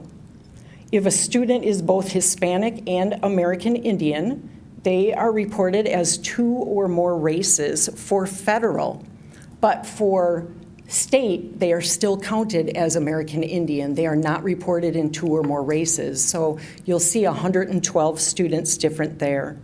Minnesota also assigns other indigenous peoples. They have a category for other indigenous peoples, whereas federal has those families designated as American Indian or Alaskan Native. So clearly, as it relates to our students who are American Indian, it is more complicated to make sure that those students are designated accurately for state reporting and funding. And as Director Thompson mentioned, our American Indian coordinator, Amy, who is just here, she was saying that her persistence allowed us to accurately identify our students who are designated American Indian so that we can receive that state funding. When she started her position, I believe we had around 44 students that were designated as American Indian. For 3 years, our data services team collaborated with Amy to run reports on federal designations and state designations, and then she had her list of students that she deemed or she thought were American Indian. And so what she had to do then was to compare the students on her list with who we were reporting for federal and state. She had to call those families or reach out to those families to see if they could change their designation so that we can receive that funding and designate them appropriately. The law does not allow our district to just change it based on what we think we know. We have to get parent permission to be able to change that. So moving forward, this will continue to be a manual process. If a family declines to indicate that they are American Indian, or if they choose a designation incorrectly, or if they don't choose and we choose incorrectly for them, and Amy believes them to be American Indian, she will have to continue to reach out to families to make sure that their designation is correct. On this slide, you will see additional student group data, and Director Adams reviewed this information for you last week. A couple things that I wanted to highlight is that 16.3% of our students are served in special education. 5.6 are involved in English language learner programming, and 9.7% of our students are state-reported gifted. As we talked about last week, 21.2% of our population is supported with educational benefits or free and reduced benefits. Last week, Director Cameron had asked about free and reduced educational benefits, and if we saw a drop in the percent of families identified, since all lunches now are free across the state. People might forego to choosing to fill out that educational benefits paperwork. So I went back and looked at the numbers, and in 22-23, we had 22.8% free and reduced benefits. In 23-24, we had 23.4% reduced benefits. So we have seen a little bit of a drop. The state has put in some ways that families can get access to educational benefits without filling out the form. There is a direct they directly put people into the program, or they're directly certified from the state if they participate in another statewide benefits program. So that has helped us a lot. And then, as Dr. McDonald shared last week, we did a campaign to get people to see that there was more to educational benefits than just receiving free lunch. In both of the slides we just reviewed, it's important to note that over time, our demographics have shifted. We continue to have a more diverse student population, and that's something that we can truly celebrate. Last week, Director Adams also shared that we have over 85 different languages that our students can speak, and I just thought that was such an incredible statistic that I wanted to bring that to the forefront once again. Okay, next we are going to move on to open enrollment.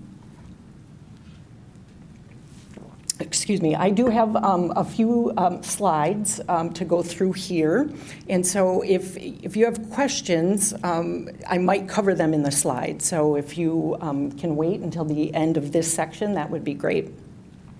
Open enrollment is the acceptance of students in a district other than their resident district. In Minnesota, school districts are required to participate in open enrollment, but we are not required to accept all open enrollment applications. Acceptance really is based on space availability. If we have enough capacity at certain grade levels, and the state bases it on grade level capacity or in programming.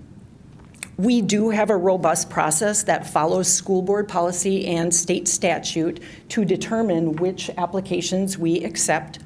And after applications are accepted, as I said, we look at space availability. That is the first place we go after we gather those applications. And I'm going to come back to space availability on the next slide. We do use an objective process where we assign a number aligned to a priority criteria to each application. Examples of priority criteria include if the student is a child of a staff member, if they are a sibling of an already enrolled student, and if the student is coming from another achievement and integration district, such as Burnsville and Prior Lake are the two that we specifically work with. Again, you can find the process and the list of priority criteria on our website. It's really clearly spelled out for parents, and it brings them through a step-by-step process as to how to apply for open enrollment. A couple other things is that once a student is accepted for open enrollment, they are accepted for their entire K-12 career. And then another side note is we do not provide transportation for our open enrolled students. They have to find their own way to get to school. So as I said, I'd like to dig a little bit deeper into how we determine space availability. We have strong collaboration with our human resources team and great communication with them. We need that so that we can determine staffing together and how many students we can accept. We also have, especially at the secondary level, great communication with our principals. When we need to, we might have to review classroom sizes and course sizes to determine if we have space available, and so we really look to them for their support. When looking at this slide, you will see 2 second grade classrooms, and they each have room for 28 students. You will see that Mrs. Chen's second grade class has 26 students and Mr. Adamson has 23 students. At the elementary level, we have class size guidelines that help us guide how many students should be in the classroom at a time. Grades K through 1 are set at a maximum of 24 students per classroom. Grade 2 is 28 students. Grade 3 is 30 students, and grades 4 and 5 are 32 students. Since this example is talking about second grade, we have a cap of 28 students. We will never fill a classroom to 100% with open enrolled students because we always want to keep space available for any resident students who move into our district. So when determining how many open enrolled students we can accept into these classrooms, we use the 94% capacity rule. In this case, 94% of 28 students is 26 students.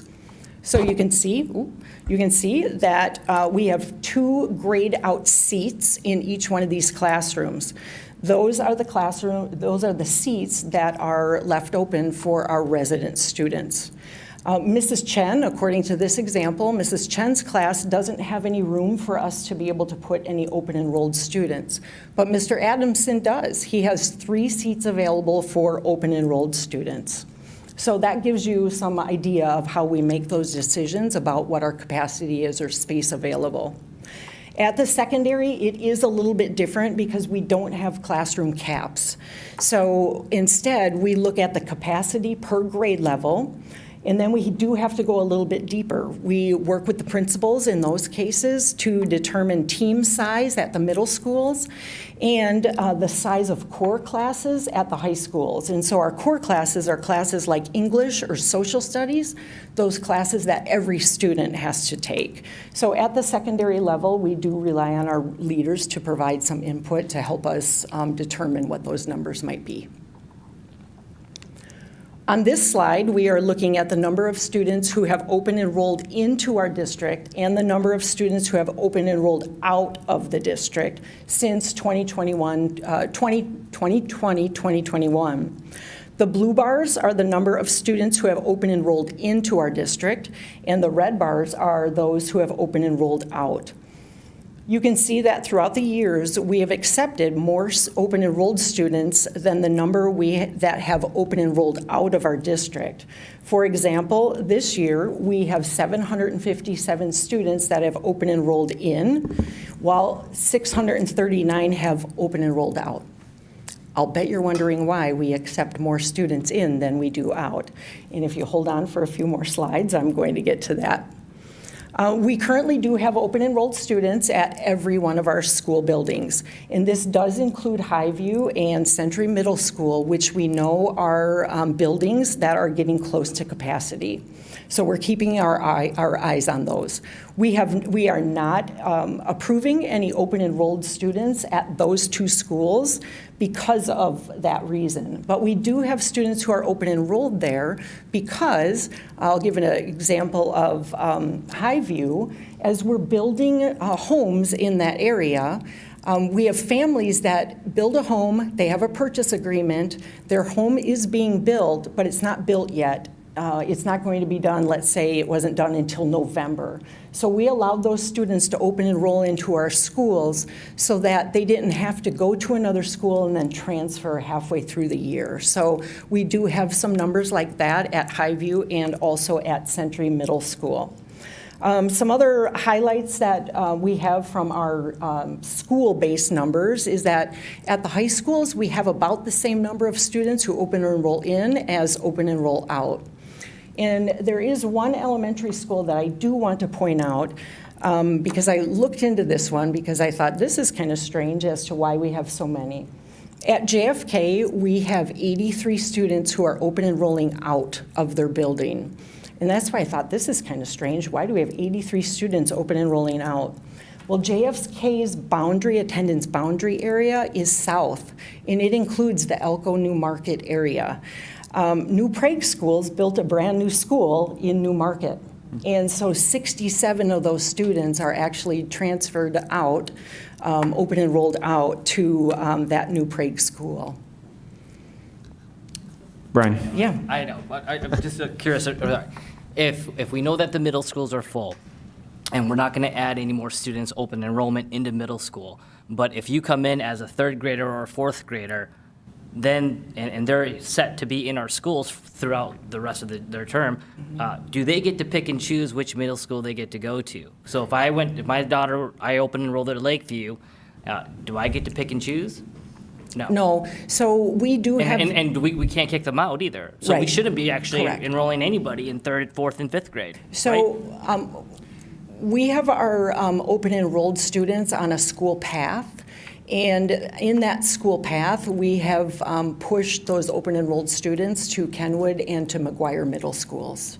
So, that was a tough decision because we want to keep kids with their peers. But for the majority of them, we have them going to the other two middle schools where we do have some more wiggle room. So we don't make the choices at the middle school, high school level? We don't. Yeah, they're on the school Well, and I path. just want to correct, I think you said we have no room at our middle schools, plural. Actually, we do have room at Kenwood and McGuire.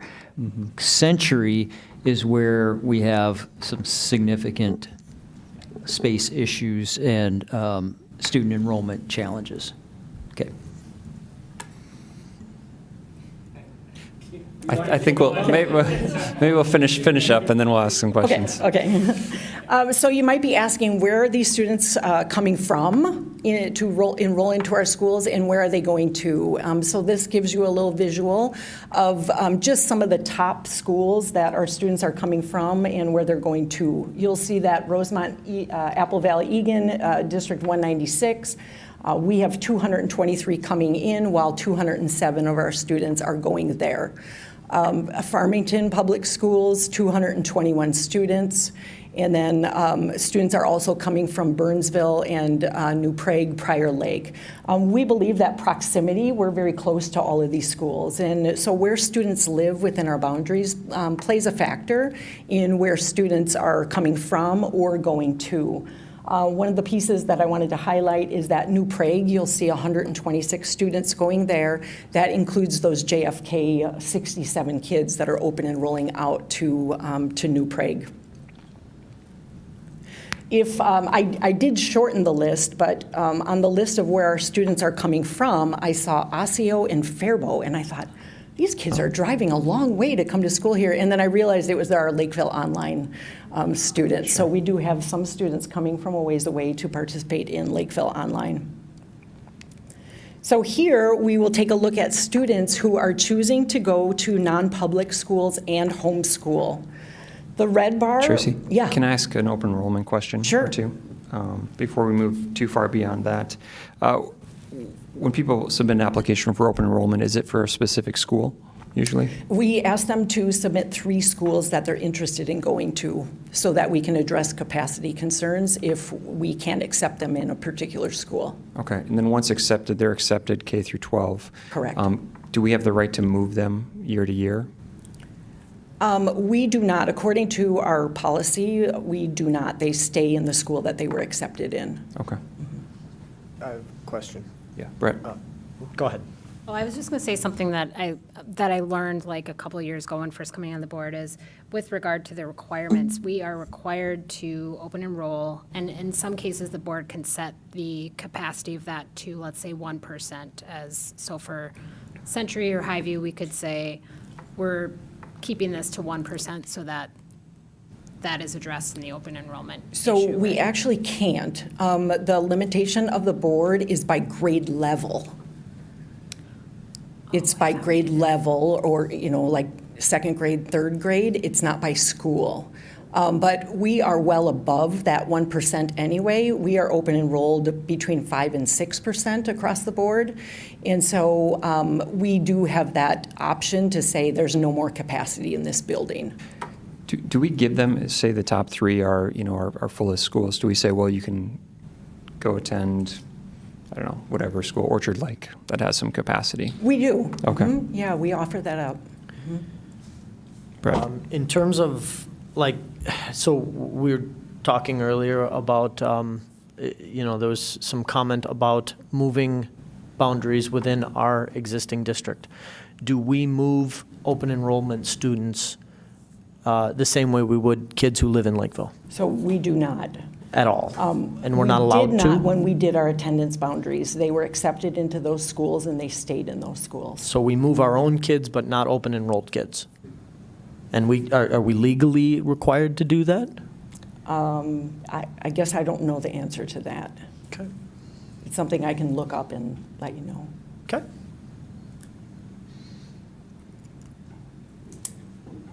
Okay, on this screen, we are taking a look at the students who are choosing to go to non-public schools and homeschools. The red bar represents our students leaving our district to go to private schools, and the blue bar represents students who are choosing to be homeschooled. The green bar represents the total number of those two together. You will see in 2020-21, we had 630 students who were going to private school and 419 students who were being homeschooled, for a total of 1,049 students. And this year, we have 727 choosing to go to private school and 341 homeschooled, for a total of 1,068 students. We know that families make choices other than public schools for a wide variety of reasons. They make intentional choices that might work for their families. We don't survey these families to find out why they're making this choice. When we looked at this data to analyze it, we can see that it looks like we lost quite a few students during COVID that made some intentional choices elsewhere. And looking at this school year, we might have lost some more students due to our attendance boundary changes. But we don't survey people to find out why they made those choices. Tracy, how do we track the homeschool kids? How do you find that data? They have to fill out a document, and then we have somebody in our student services team who puts that enrollment into campus. They have a certain date in which they have to report that they're homeschooling. Is a charter school considered a private school, or is that? A charter school is in open enrolled out. Okay. A question on this slide too. Are we finding, and if you don't know tonight, that's fine, that like if a student enrolls, let's say in All Saints and goes K-8, I think they go through there, are the majority of those students coming to our high schools, or are they continuing on in private somewhere else? We do see a lot of those students. I don't have exact figures for you, but we do know that a lot of them choose to come here. When we have students registering for high school, our staff go to All Saints to help register those students, and they report a large percentage of students coming to us. Those students are all, they go to wherever their home address is, though? Yes, correct. And what if they're outside of Lakeville? How do they get funneled in then? They would have to apply for open enrollment. Okay. Carly? Tracy, do you know, because I know a lot of this is from like COVID time and beyond, do you know, are the numbers a lot different before COVID? I think for non-public specifically. Is that what you're asking for this Well, I guess, specifically? and maybe I'm thinking even on your next slide about kind of net gain loss, like are we seeing a big shift that happened at that time that is stuck, or was it somewhat similar? Maybe we saw an increase in. Yeah, we'll see that on the okay. next slide, if that's okay.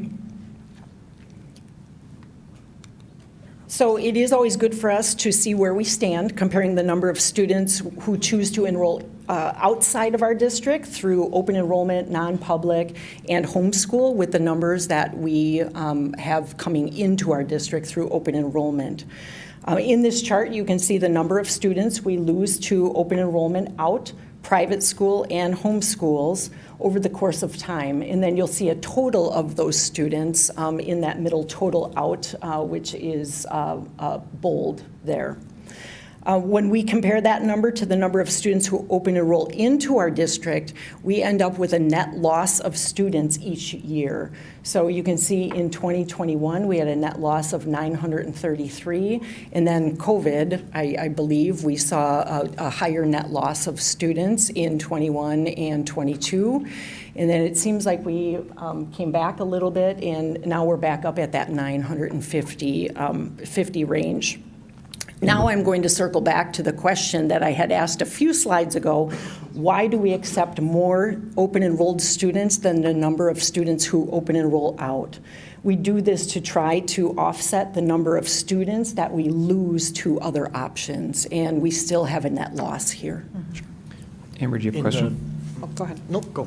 You might not have this either, but how does this compare to other districts? It would seem like it would be similar, I would knew guess, someone was going to ask that question. Sorry. That's okay. Other districts don't really have this information readily available. Okay, like for so public. to be honest with you, when we're dealing with students who enroll outside of our district, we call them elsewhere students, and sometimes they're hard to keep track of. Mm-hmm. In the past, a long, long time ago, we had one person that kept track of all the elsewhere students. And so this data, we pulled from MARS, which is our Minnesota reporting system. So we pulled this data from MARS. We don't have all of this data even in Infinite Campus because it's too hard to track down. Mm-hmm. When we had the one employee who did that, she called families. Where are you going to school? Why are you going to school there? That whole thing. And we just don't have the capacity to be able to do that now. So at like 950 kids that we generally lose, I mean, if you just take it, rough estimate at 10, 11 grand a kid, I mean, that's a ton of revenue that we lose. 10 million roughly. Do we do any analysis in terms of like why we lose them? Do we ever try to look at, do they select away from Lakeville for a reason? I mean, do we ever try to look at that, pair that back to data that we can say, hey, if we fixed a couple of these things, maybe we'll keep more kids. If they're, are they unhappy with whatever? I mean, classroom sizes, the whole deal. Like, do we pair it back in any way, shape, or form? We have not, and it's a matter of, again, we don't have the people to be able to do that for us. Brian? Yeah, I think, Director Cameron, you might be asking, I think 12% is the number I have. So when you've got 1707, that's total out, plus the 12,000 students that we generally have, that's about 13.7. And then if we lose 1,700, we're losing about 12% of our general population going elsewhere. Now, obviously, we can make that up with 757 coming in, but we're losing 1,700 kids, 12,000, that's about $20 million. Obviously, there's expenses that's associated with it, but at the end of the day, is 12% a normal number that you lose in your population to open enrollment elsewhere, private school, or homeschooling? And when I look at the 341 number for homeschooling, there's a little bit of some of your target audience for other opportunities. So. Yeah, I mean, you look at one of the slides before for open enrollment, inbound and outbound, and it seems like we're taking in just slightly more from 196 than we're putting out, but they're close, so they're probably looking at the same number, I would assume. A question. Carla? Go for it. Do we know any further breakdown of this in terms of at what stage of education people are? Is it mostly elementary and it keeps, or we don't? I didn't collect any of that data. I'd be curious. That's something we just could to analyze know further. If it's starting at the beginning where people are making different choices based on private versus public versus does it have anything to do with their experience in our system and they're leaving versus, other things too, so. I think one thing I'm thinking about with this, and tell me if I should think of it differently, is that if this number stays more or less consistent, like around the 12% that, Brian, that you're saying, I'm hearing like it's a challenge or it's a problem and that like this is revenue we could be gaining. However, if it's consistent, it's just the baseline student population that we work with is always that 12% less than what our citizenry is of the district. And I don't know if that's really a problem. I mean, yes, it'd be great to maybe get all these students, but also then we're just, that comes with also additional challenges. So I don't know, is this a problem or is this just like, it's 12%, and it's 12%, it doesn't really matter. If they come back, Yeah. right? I don't know, that's just something I'm thinking about. And we don't have to answer that right now, but. Yeah, I think. Does that impact our projections for enrollment, though? I mean, if we're looking at, there's 1,700 kids somewhere, just split them evenly across the grades. I mean, are we projecting based off of a number that, are we projecting 12% out of what we think is coming into kindergarten? Yeah, yes, because these students aren't included in our projections. And so if they choose to come back, then that's great for us. We'll have more.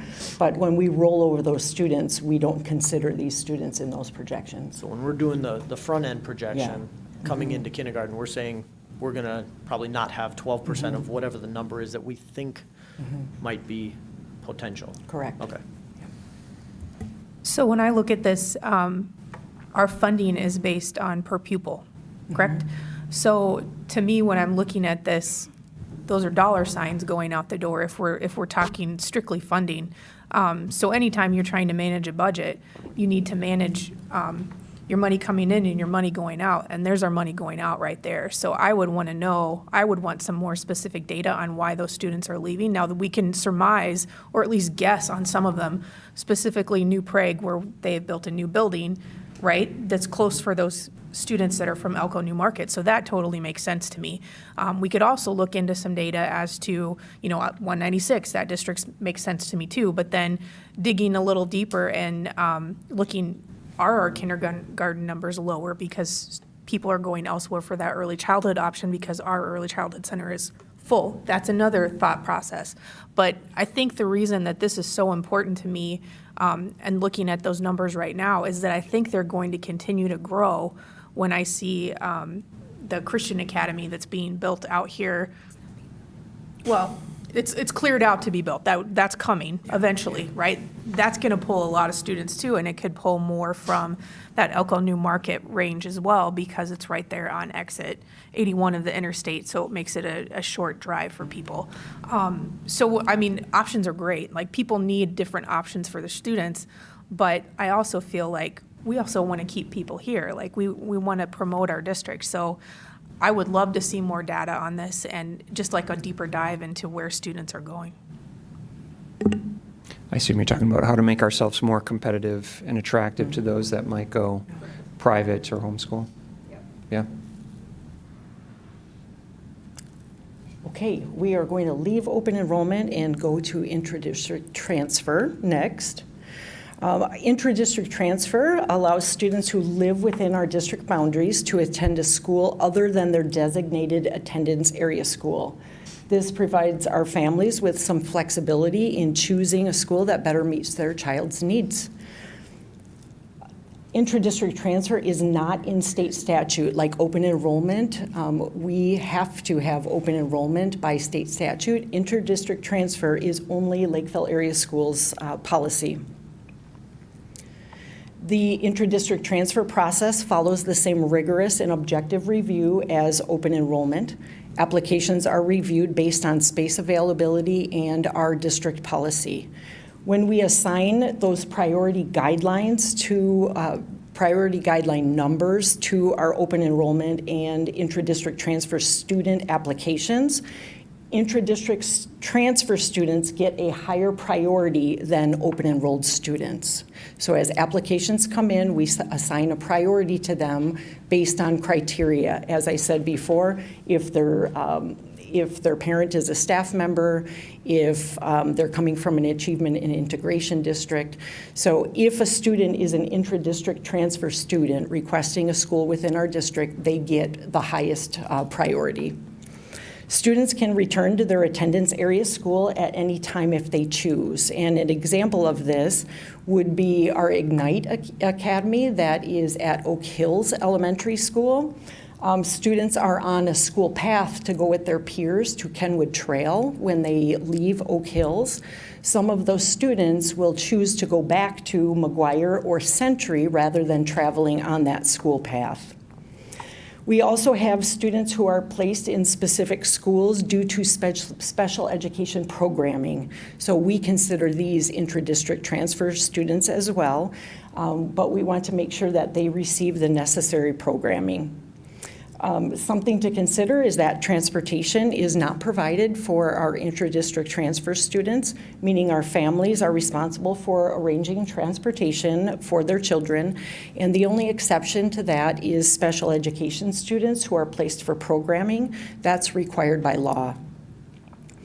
If we look at the intra-district transfer count over the last 5 years, you will see that in 2021, we had 747 students, and you can see that those numbers across the years. In this year, we had 585 students. We did pause intra-district transfer as we went through our attendance boundary changes. And when we looked at this number, I wanted to dig a little bit deeper into that. And we thought that perhaps that's due to the fact that through the attendance area updates, students who were considered intra-district transfer actually ended up in the school that they were for their attendance boundary. And so those 173 students no longer were considered intra-district transfer because they ended up in the school that they were transferred to. Right. So is that basically saying then the same number, more or less, would have been inter-district transfers for last year then? Assuming the district, assuming we didn't do boundary changes, you still would have had the same number then? Is that what you're kind of getting at? That because we changed the boundaries? If we had it open, Yeah. Yes. So Yes. that's what you're Yes. saying there. So we still basically allowed 580 some kids to move, even though I thought we were kind of. we didn't. These were students who are already intra-district transferred. They were able to stay in those schools that they were transferred to. So you're saying 585 stayed? Yes, No correct. new inter-district transfers No, unless it happened? was for special education programming, and they were placed in a school by our team. Okay. You mentioned. So Brad, then because if you would have seen a higher number if you saw more transfer, if that makes sense. I got it. I'm following that. You mentioned, though, that inter-district transfer, you give a higher priority for, again, the staff, siblings, and whatnot. With kids who, I know it was a contentious issue last year, so how did that play out in terms of people who were, seventh graders going into eighth, final year, or whatnot? Were any of those applications looked at? Were they reviewed? Was that just not considered whatsoever? It was not considered. We had a pause on intra-district transfer in grades K through 8. We did allow high school intra-district transfers. Okay. We have opened up this process this year, and we are getting a few applications, but we believe that people have really settled into their new attendance boundary schools because we're not seeing that many applications at all. We think that they're really enjoying their new schools, although it might have been kind of scary to move. We haven't seen many applications for intra-district transfer for next school year. So in summary, thanks for hanging in there with me.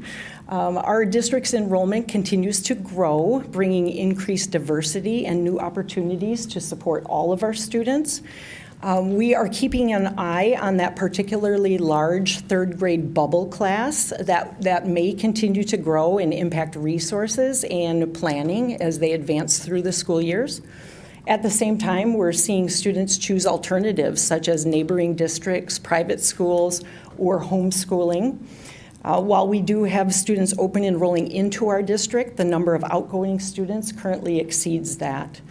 And then to encourage a fair and strategic approach, our district has a strong open enrollment and intra-district transfer process that prioritizes our resident students while also maintaining balanced class sizes and school capacities. And then finally, enrollment projections are constantly evolving. While we use data to inform our planning, we recognize that there's so many external factors, such as housing developments and economic shifts, that can influence those enrollment trends. So for us, keeping a close eye on those dynamics really helps us to make informed decisions to best serve our students and families. So, Kim. Question? Tracy, this is just a general question. I'm just asking your opinion on this. You had mentioned several buildings that are close to capacity or at capacity that we currently have right now. And again, I understand that that's a topic for a later board meeting. But just thinking, when we have that presentation to address this need, I guess I'm curious because when I look at those buildings, and I'm going off of Bill's numbers that are in the appendix of the financial report that he provided us, Highview, JFK, Lakeview, Century.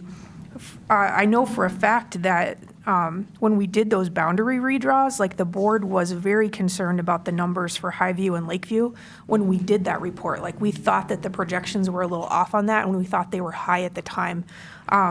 So I guess I'm wondering what went wrong there as far as were our projections were we ignoring the data that we had in front of us? Did more people move in than we had anticipated? I mean, what was the thing there that was the driving factor? Because I think all of us that were previously on the board, the last thing we wanted to do was even attempt to look at boundaries again within a year of doing that process. So we're always trying to learn from, the information that we have in front of us and then look back and what did we do? What can we do better with this time around so that if we do have to make adjustments, we don't have to do them again for several years? Sure. We will be looking at that in a couple weeks. We are pulling together our data and in order to make recommendations. So I would feel more comfortable addressing that question in a couple weeks. Oh, yeah. Okay. Perfect. I just wanted it to be on your radar for knowing that is coming. Yeah, So. let me just also address something with regard to Lakeville area schools and what with the situation we find ourselves in. We'll go through that in more detail. There's a couple of I'd say rules that were used for boundary adjustments that we're reviewing those. The second thing I'll say is, in the 90s, if you go down Ipava, there's a lot of schools there. And the way the district maintained the stability of boundaries over the years was to do area refinements, because the building growth that we experienced, and I'll just speak for the time that when I came to the district, required us to make some internal adjustments almost by neighborhood in order to keep the space available and the building program and the funding for all of that synchronized. And if you remember, we did a lot of additions in our elementary schools. The number in my head is at least 5. We built Highview Elementary. So as these things, as you're looking at these, you're always going to have to, in a growing school district, you're always going to have that situation come at you. The question is, how far out do you see it? And so to do that, we are plugged into the city of Lakeville, and there's a process to build homes in Lakeville.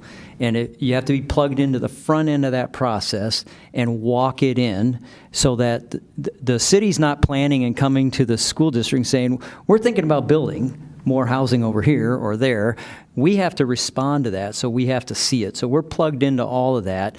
And solution-wise, in order to minimize radical boundary shifts like a new school would require, we are going to have to look at area scenarios, and I think those are prevalent with Century and with Highview. And I'm not going to impugn any decisions that were done over the last 2 years, although I have to look at those processes, and one of my biggest things is minimize disruption. And that's what we're actually highly focused on. Right. And new neighborhoods where families are coming in new, so they don't have a standard and or an expectation beyond maybe a realtor misstating something, which we're trying to also be plugged into so that on the front end, as we do these adjustments that are going to be necessary, because we are a growing community, the economy is revving up, we will have more build going on in Lakeville. So this is iterative, but our responsibility is to, again, minimize disruption. So things like grandfathering, things like allowing our kids to progress in the patterns that they expect, but new people having to make a change or adjustment. Now, that creates some problems inside of neighborhoods. Like my friend next door just moved in after, and I'm going to Highview, and now I might have to go to Eastview and their next door neighbor. So that's a real thing. It's not lost on us. But we also, in that scenario, have to deal with siblings, right? Because a family is a family unit, and, Mikey goes to Highview, so when little Billy is out of the crib, is he going to Highview, right? So we are looking at all of those things, and in my view, the process needs to look at that and be sensitive to that as much as feasible. So grandfathering is term. I don't know if there's a better one, but I think people kind of know what that is, where you stay on a certain path and all others go on another path. So that's what we're trying to do. And this is not new to Lakeville school system. If you've been around long enough, you know that. So I just want to make sure we all hear that and know that we're basing what we're doing on process and procedure that has precedent and has worked in the past. Now, I also acknowledge it's 2025 and not 1990. So there's differences there, and we're going to try to account for them. And I really appreciate your overview of that, and that's kind of what my goal was too, is the process and procedure and trying to make sure that we refine our process. And the reason I bring it up was because this was the first time that the district had used TeamWorks to do this process. Before, it always had been a district-driven initiative, and the board worked on it and all of the things. So with the new process in place, right, like we just have to make sure that we are making sure that our process is working and that we're making tweaks along the way and doing what's best for our district. And I really appreciate that you brought up working with the city too, because I'm not sure if everyone has read the news or is watching the city council meetings, but there was a discussion about an apartment complex by Antlers Park, which would also impact Lakeview, so or possibly impact Lakeview. I'm trying to think of where that line is, but all of those things are important as we move forward and talk these things through. So, and we're talking about enrollment tonight. So, again, my experience when I came to the district, the methodology we used for making sure that our actuarial, that we were looking at our enrollment, coupled that, we had two things, and I see Bob sitting there, and I can't remember the name of the group that used to give us our enrollment data, but we always bounced it against Douglas's methodology, which was cohort survival, and our accuracy was plus or minus 1% year over year over year. Now, I don't know why that went away, and I'm not, again, that's not my business. My business is we are back on cohort survival because I know it works, and it tells us with a plus or minus 1% accuracy on projections for our enrollment and for things like boundary. We are literally looking at households to include siblings based on the data that we have in our system, which I think has improved over the last couple of years. So we're refining what we're doing, and maybe in some cases going back to the future. So I just want to be clear about that. Brett. Bear with me, I got three questions. So one on enrollment. You mentioned purchase agreements in the new neighborhoods, and they were sort of allowed to open enroll in areas. Was there any double checking, like, okay, did all those people still end up in those neighborhoods? Mm-hmm. Yep? Yes. And Yep. pretty high percentage that was all still good? Yeah, it's Okay. 100%. The check-in process that we use, you mentioned, now we're getting 95% of those completed. Have we ever looked at a front-end, say, bolt-on or something like that to maybe make the information easier to digest? Have we considered that in terms of getting some of that federal and state information?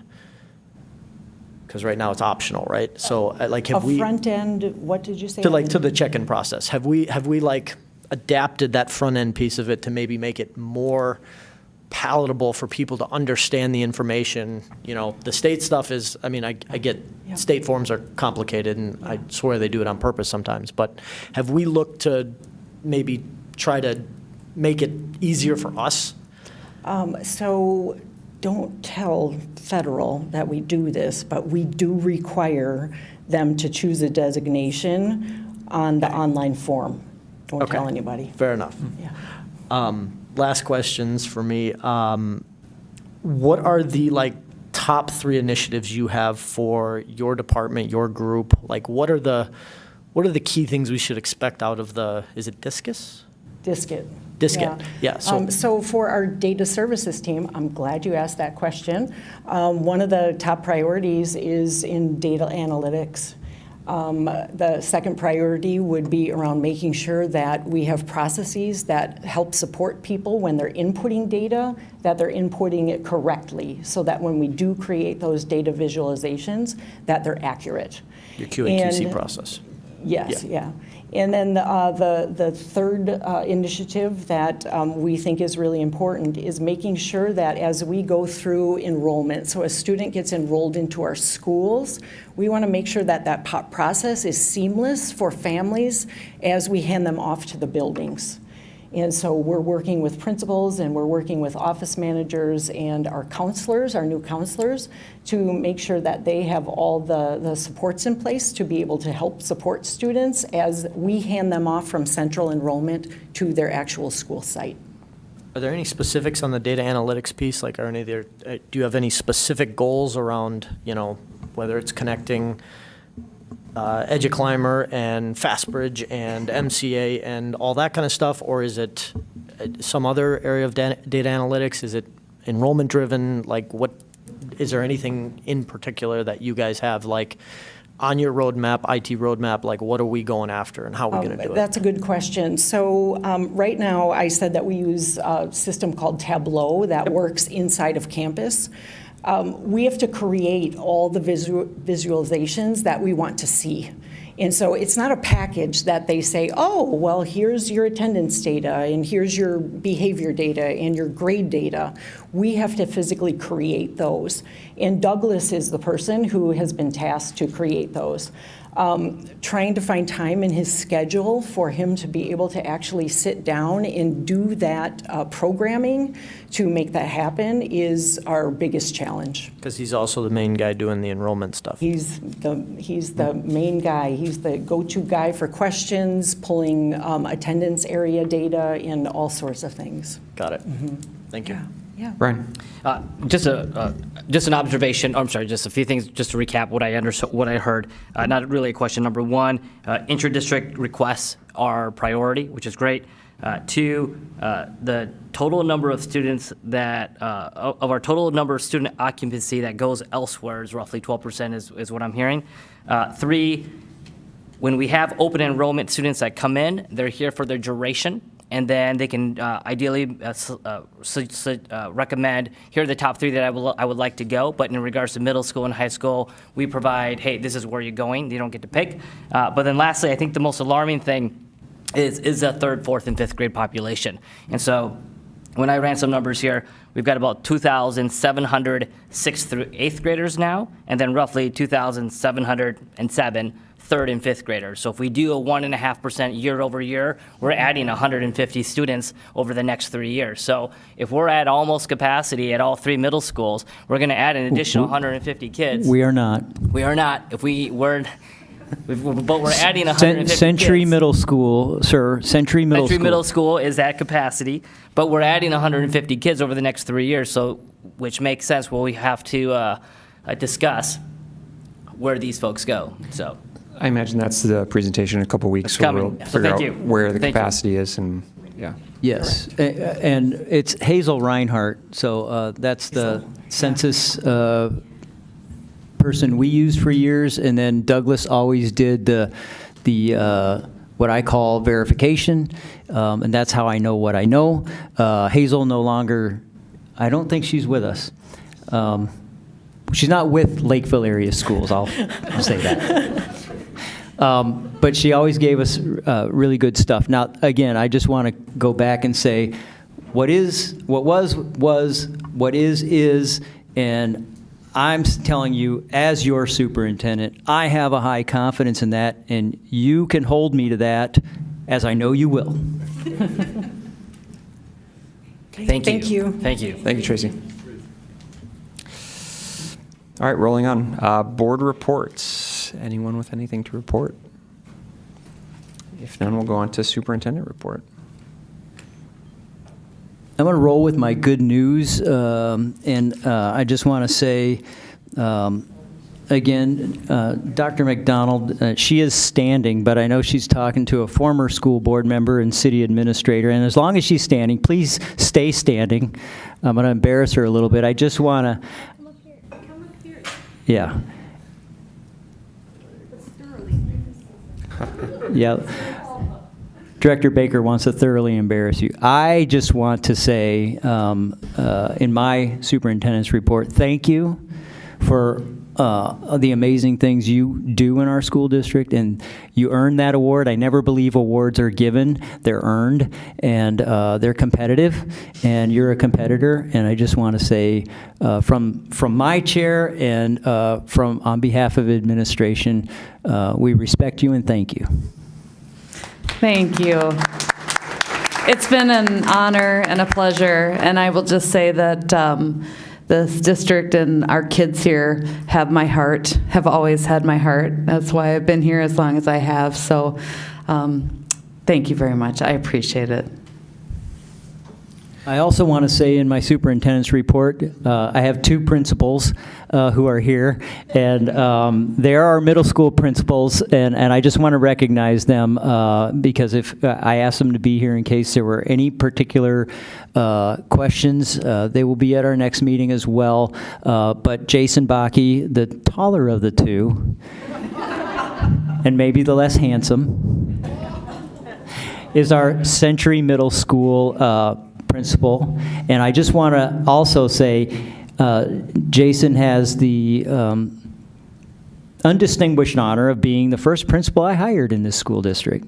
But I think it's distinguished just because you are who you are, so thank you. And then Dr. Alexander is our principal at McGuire Middle School. And, you know, our middle schools are where we have some very, very definite enrollment challenges we need to deal with, and we thank you for your great leadership. Thank you.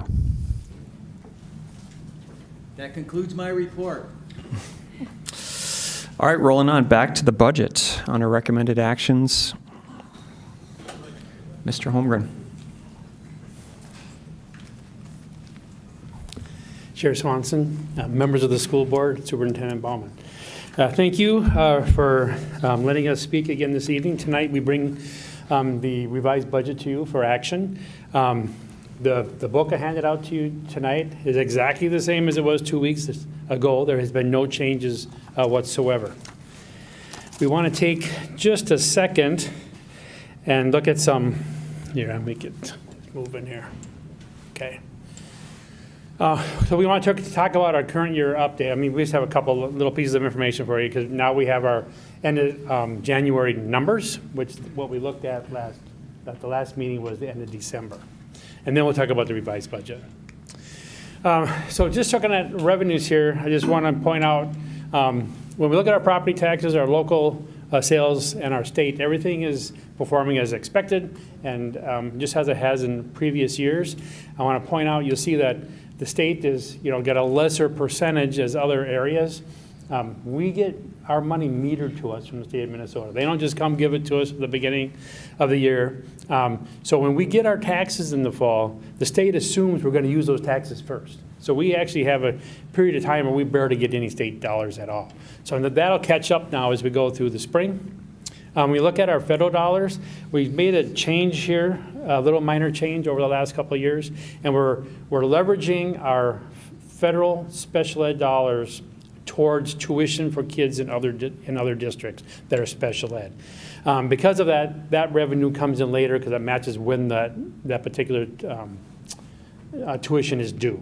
So that's why you're seeing some fluctuation there in the federal dollar area, but it really does give us some more actually special ed revenue in the long run. Looking at another place you're seeing kind of a not consistent over the last 3 years, but if you remember, a year ago in the fall, we sold bonds for our LTFM projects. So we had $20 million come in earlier that year than other years. So that's why you're seeing that spike there. Otherwise, revenues are looking great. So when we're looking at expenditures, again, I'm going to note the capital expenditure portion of it, and you see that it is much higher in fiscal year 24 than it was in either of the prior 2 years, so the red bar there under capital expenditures. The primary reason for that is Highview. A lot of dollars in capital expenditures end up going towards that Highview building. Another area I want to note is the debt service area. If you notice in debt service, we are underneath what we had in fiscal year 23 and in fiscal year 24. The reason for that is because we have an off-cycle debt service payment that we're making both this year and next year. After those 2 years, it should normalize again and go back to being near 100% at the end of January.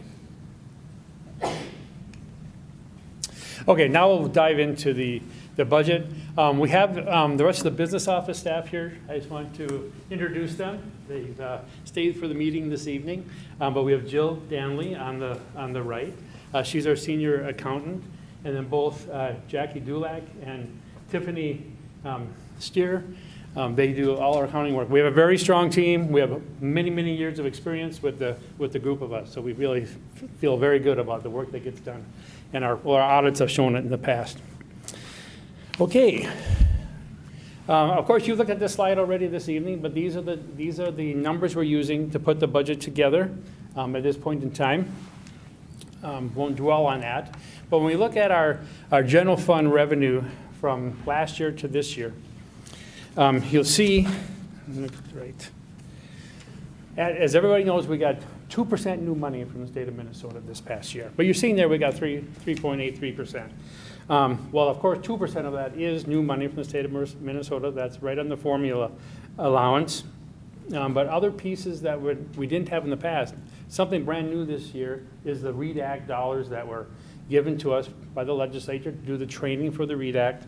That's almost $1 million. Special education, we get an increase in special education of $1.6 million from the prior year. So that kind of sums up the state sources, but that's why you're seeing an increase there more than 2%.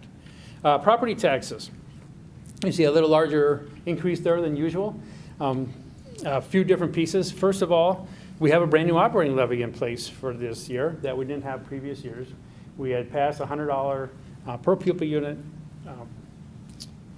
operating levy to cover the new staffing we needed in the new elementary school. Okay, let's, the other big piece that's here is over the last few years, as you know, we have inflation factor built into our operating levies, and it's always delayed. And what we're seeing here is a catch-up of the inflation factor over the last 2 years.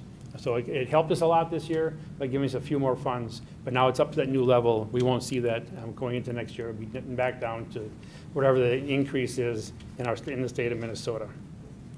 The other piece, well, I guess federal sources, you see a little decrease. That's our COVID funds are gone. We've used those up. So now we're back to just our special ed, federal dollars, along with our title programs. And then our local area. The biggest piece here is really we have some more funds than we have had in the last few years, and we actually have some more interest earnings than we have had in the past. So that's when you're seeing an increase here, that 265. Okay, we'll move on to the expenditures. So looking at expenditures, you're seeing salaries and wages and employee benefits both increasing. These are generally tied together. The reason for the larger increases, because if you remember, we back-end loaded the teacher contract when we settled this past year. In addition, the addition of Highview created more staffing, so that would be that increase of 8.3%. Additionally, there's purchase services, it increasing at 16.1%. This is largely due to an increase in contracted services in regards to employment with special education. We've needed to contract out as we are having issues filling those positions.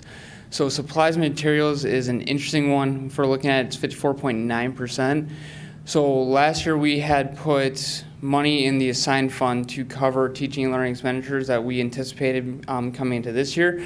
Last year they were drastically under budget, and they're catching up in this current year and spending the money that we had assigned for them in the prior year, which is why you see that larger increase. Capital expenditures is, well, generally we're not constructing Highview anymore, so that is going down. And other expenditures is primarily related to insurance. Here you can see the general fund different balances, where we expect them to be at the end of this year. So our non-spendable, these are really, these are items that we bought ahead of time that are used for next year, so they're set aside as a prepaid.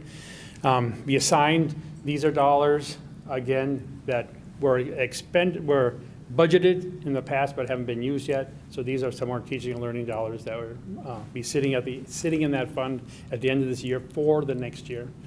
Restricted, and we have, of course, quite a few restricted funds that we talk about on a yearly basis, but it's our staff development dollars, it's our capital dollars, it's our LTFM dollars. So they don't always get used up every year, so there they sit ready to be used in future years. And then our unassigned, you see that's where we've seen some improvement. You see that at the end of 24, we had jumped up to almost $7 million here, and we expect that to go to almost $13 million if we get to the end of this year. So you can see our fund balance has dropped down, but it has improved back to that 6.3% area, of course, which is above the board policy of 5%. So we feel very, very good about what's been happening with our finances here in the general fund. So when we're looking at student nutrition, like we spoke about last time, starting in fiscal year 27, the state is mandating us to go back to that 3 months of expenditures as a fund balance. So the current fund balance that's projected for fiscal year 25 is still $400,000 over that fund balance. This is being drawn down by purchases of equipment that's a one-time purchase for this fiscal year only, of lunchroom tables and the like. So you can kind of see the food service fund balance. It's a wave. We do plan on drawing it down. The food service director has a plan to get that money spent, so we are below that 3-month expenditure limit.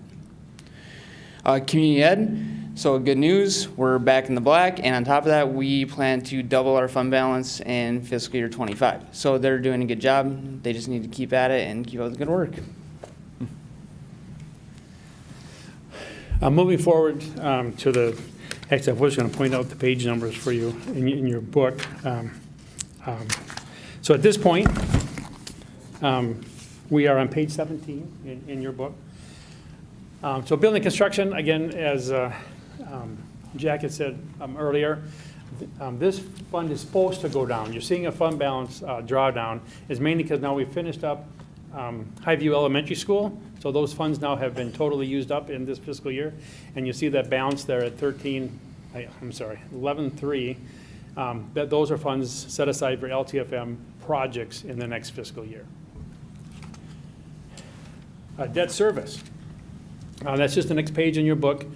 And if you remember, we've talked about it in the past, that the school district is allowed to levy an extra 5% on a yearly basis, just in case any type of property owner doesn't pay their taxes on time. And we don't want to be short on paying our bond payments. So we're allowed to levy that extra 5%. And over the years, of course, most people do pay their taxes on time, so we don't need that 5%, right? So the fund balance builds a little bit, and then from time to time, we actually give them money back. And that's what you're seeing here as an overspend. So actually that 800 grand is actually an under levy. Those dollars are going back to the community. Scholarships, page 20, but this is really any type of scholarship that we received from the community that's more of a permanent, where we just give the interest away that we receive, and that the principal stays intact. That's when you're seeing this fund balance not really change. And then our internal service fund. This, of course, is where our self-insurance sits, both health and dental. We've been self-insured with dental for quite a while, but health was started in 20. And over the years now, that balance has slowly been building. Our goal really is to get that up to about 25%, so we can really have a spot where we can get a little more leverage from it.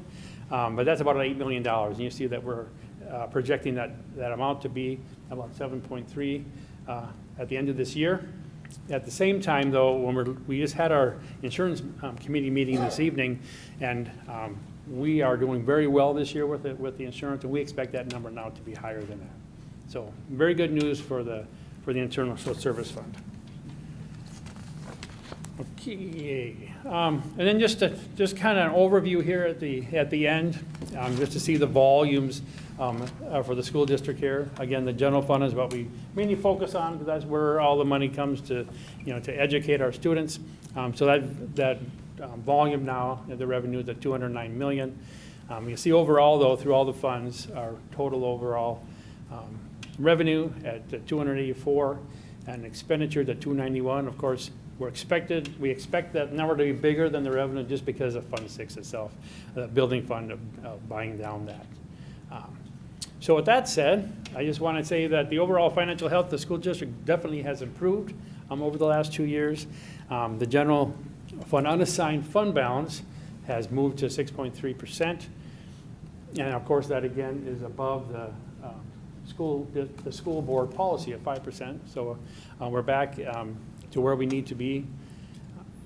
And then, as Jack said previously too, just is more of a reminder that the student nutrition fund balance is still too high from what the state of Minnesota wants us to be at. We do have a plan to bring that down, but we're within about 400,000 now of what that needs to be. So we're sitting pretty good. So with all that said, are there any questions? Carly. I just want to say I was at a conference a couple weeks ago, so I was not able to attend the meeting, but I did watch it, and just wanted to also offer my appreciation for all you've done to get us back into the black and moving in the right direction. And I should have brought cake. Right.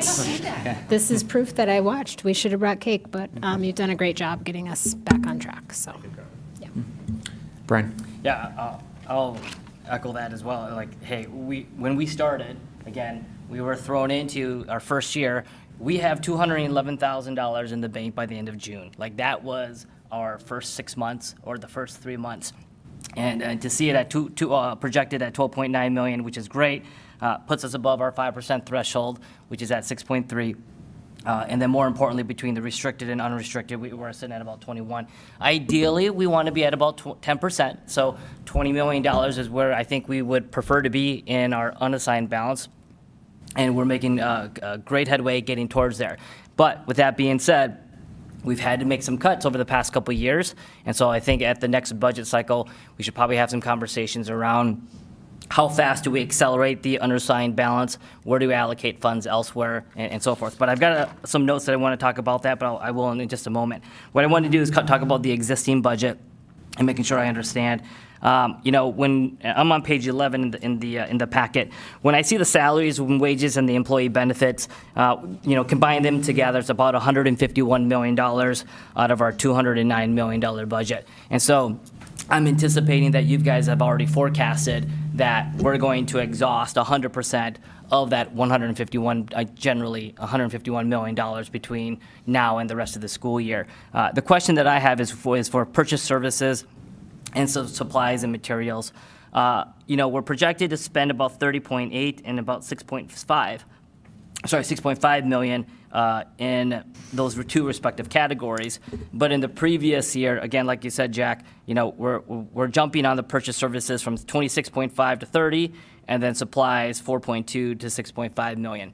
I would like to ask if, because we only have 3 months left of school left, are there scenarios right now in the budget where there is a higher balance of the budget remaining that has not yet been spent? And so while we may have forecasted this dollar amount, the number of months remaining, if they haven't used it, if they haven't spent it, are there scenarios where it's greater than what's projected? Does that make sense? And the reason I'm asking is that, if I gave my son, I'm going to use my wife. If I give Kim, if I give someone, say, hey, here's $1,000, per month, and then, let me rephrase that. Are there scenarios where we have money in the budget that hasn't even been spent yet, and with 3 months remaining, just because they have the budget remaining, they're just going to spend it? And so can we tighten up the purchase services and supplies and materials? Are there opportunities that we can shrink that down? And the reason I ask is that then our budget of $12.9 million, can that actually be, an extra $1 to $2 million more for money that's not even being spent? So I just want to be, just because the budget's there, you know what I mean? Does the money need to be spent? Yeah, I know exactly what you mean. Okay, first off, we would expect most of the funds to be spent. When we talk about our purchase services, most of these dollars are in contracts, and they'll be spent out by get to the end of the year. There's a little more, I'd say, variation in the supply area, as you had mentioned. We do ask the buildings. We just had a meeting with our office managers just the other day that March 27th, that's our last day that we're going to process any POs going into the future. I mean, there's always some exceptions. Somebody needs something, right away.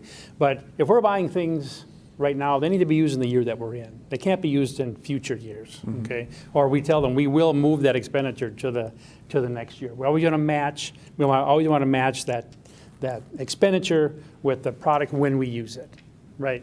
So, will there be some areas that we're under budget, probably in that supply area? I would expect that we probably will be. But remember that will just roll up into the unassigned area.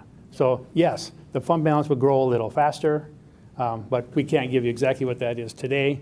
But we did bring you a budget this evening that's conservative.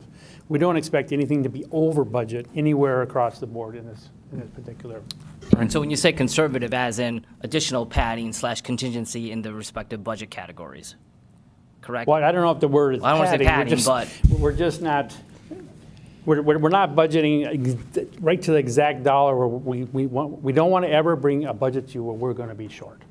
Okay, never, ever, ever. So it's a conservative budget. We expect it to be a little under budget when we get to the end. So when you're making plans for next year's budget, are you basing that on our actuals from this year or our budgeted numbers from this year? We look at last year actuals because that gives a really good picture of what actually happened. And then we have to look at the variables, what is different? Is something being spent in a different way? Is there a different need someplace else that needs to be different? So we work through that. We meet with every single one of our departments, every single one of our buildings to look at the needs and how it was spent in this last year and how that relates to the new year. Brett? So one question I have in terms of kind of what you just said there. So March 27th is your last day to process POs. So everybody's going to run out and say, oh, I got budget and I'm going to go spend it.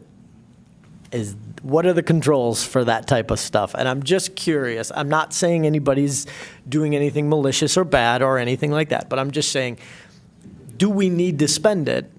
Or is it, oh, now that we're at the end of the year and I know I got a little extra, I'm going to buy something that maybe I wouldn't if controls were or direction was don't spend it if you don't have to. I'm just curious how that gets managed. Okay, well, excuse me. First off, expenditures that come into the business office, I mean, any type of PO, we see it before that order takes place, okay? So we do question if something looks like they're trying to buy something for next year, we'll question them on that because we won't allow that, okay? So they need to rationalize whether they really need that particular product or supply item to finish out this year, because it needs to be used in the same year that they spend the money. Well, that's kind of the question, because you're talking the last 2 months of the school year, basically. I mean, we got 3.5 months total left. So it's, I guess to Brian's point, when you're looking at supplies and things like that, how much of that do we really expect that you didn't buy already? I mean, I'm just asking the question. I'll just say it's a fair question. The culture here is not the federal fiscal coming up on the end of September and you're going to burn it up, because if you don't, your next cycle budget's going to be lower. So we don't have that going on. So I appreciate what you're saying. the ICMs or internal control measures that we're using, as Bill said, we see those processing. I can tell you that the leader culture, it's very heartening, because my transition from St. Paul to Lakeville, that culture existed in St. Paul. It doesn't exist in Lakeville because there are ICMs in place that are questioning. Now, sometimes that can be very irritating to the school buildings.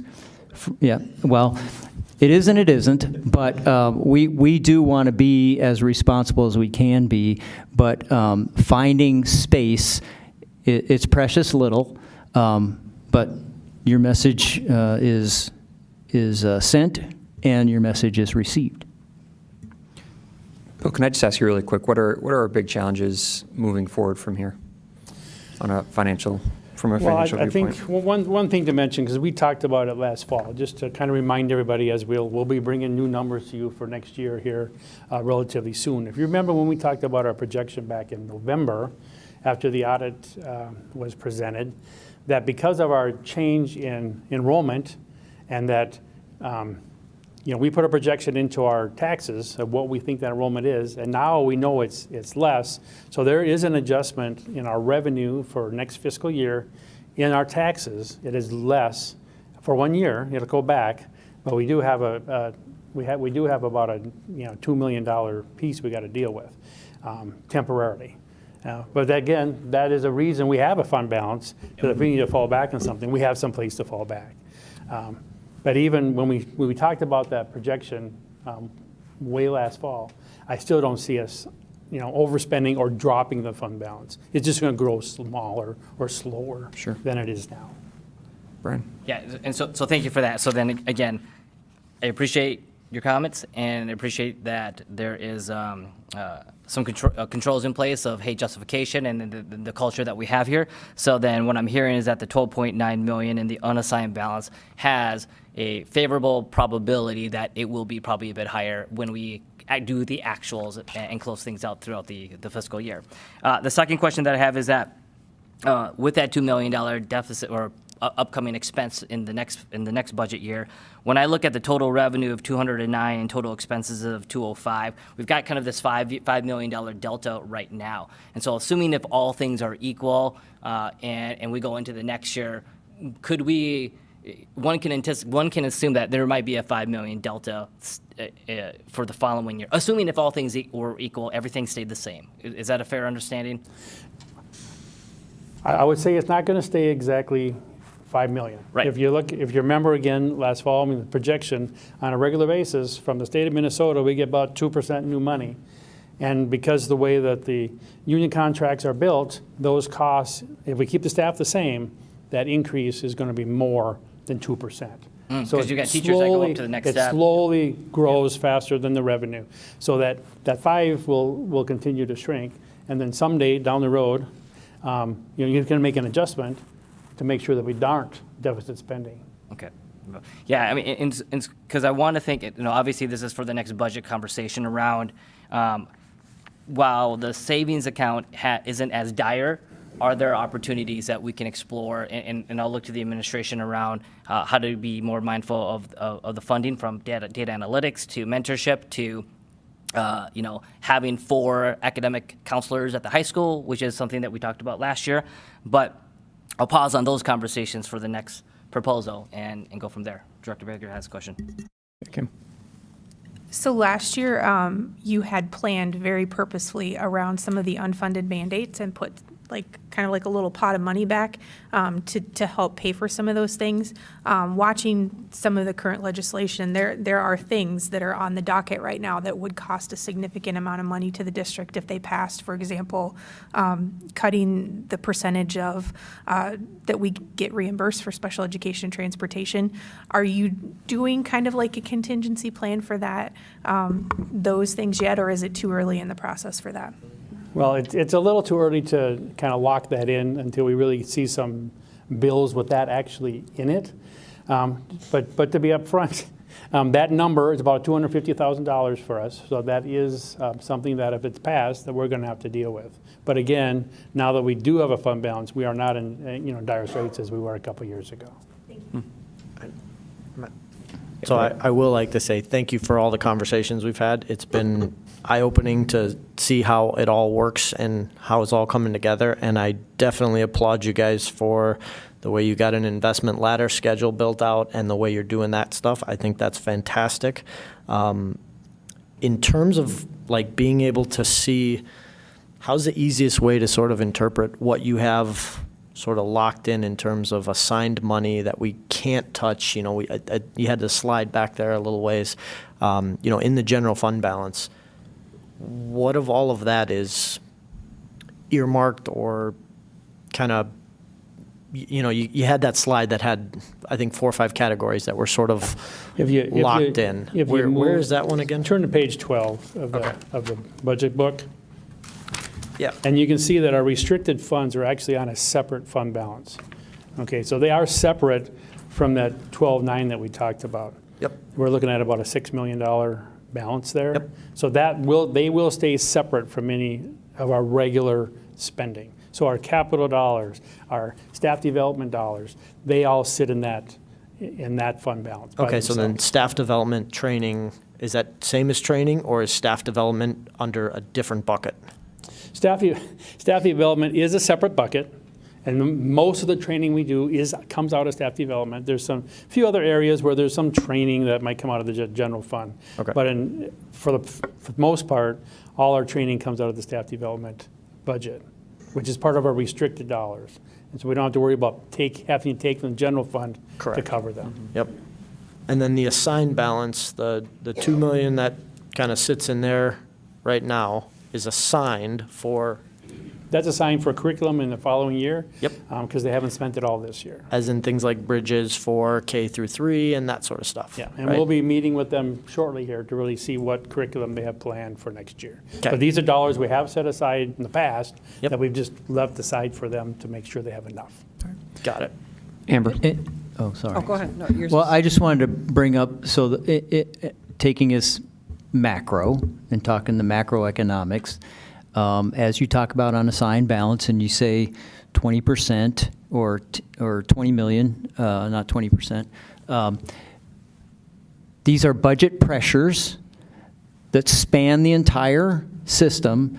And so as I said last time, and there's been a lot of conversation around program and program mitigation in order to strategically drive to some of these things you guys are saying out here in public. So I just want to point out that those are guideposts for superintendents and administration as we move forward and talk about budget pressures. And we are in a resource-limited operation. In other words, we can't fund all our needs, so you prioritize and execute on those. And so, you know, as people look at things and say, well, there's enough money there for my program, you can't isolate to that. And I just want everybody to understand when you say these things, this is what it means. Well, and we haven't got to priorities yet, have we? I understand. Okay. I acknowledge, but I also pay attention, and there's implied priorities that I have to then find out, are those implied actually designated priorities? Okay? Amber. Sorry. This is a question a little bit tangential, but while you're both up here, when we get our property tax statements and there's that little quarter sheet of paper that explains the levy for the district, at least one was sent this last round, do we have the ability to decide what is said on that statement? Like, is that crafted by the district, or is that? Oh, yeah, that was developed by us. Okay. I'm wondering, I remember during that time, I forget what month it comes out, but there was a lot of chatter on the Lakeville social media pages, like Lakeville Happenings, et cetera, of people really misunderstanding what it was trying to say. And people thought that we were going behind their back and taxing them more and approving things in backdoor channels. And so I'm wondering if, like, in that little slip of paper, because it seemed like people read it, which is great, can we do a better job of educating them about what we mean when we say the levy this year? This is not an additional levy. Like you said, the levy went down. But understanding that the levy exists every year. This isn't, I don't know what it would say exactly, but I think some education for our community on that slip of paper would be helpful to kind of show them more about how the budget works and have an opportunity to alleviate some of, I think, Okay, but, you know, I guess what we negative. were trying to communicate was. Can let me weigh in on this? So we've done so many different things Yeah, with I'm that sure. insert. Yeah. And it's just an insert. Right. And it's very difficult to talk about school finance and the levy piece. But we will, if you have an idea or you have a mechanism or method, we are all ears for that. But I can tell you, not just in this school district, but others, you know, we're always looking for a better way to communicate that, but it's an insert, and there might be a science or an art to it. I can tell you I haven't broken the code, so I'm all about that. Any other questions? If none, I think we're probably ready to vote and approve the budget. I would entertain a motion. So moved. Second. All right. Director Anderson makes a motion to approve the revised fiscal year 25 budget update. It is seconded by Director Nicholson. With there being a first and a second, I'm going to call the matter for a vote to approve the revised fiscal year 25 budget. All those in favor say aye. Aye. All those opposed say nay. It is approved unanimously. Yeah, thank you. Thank you, guys.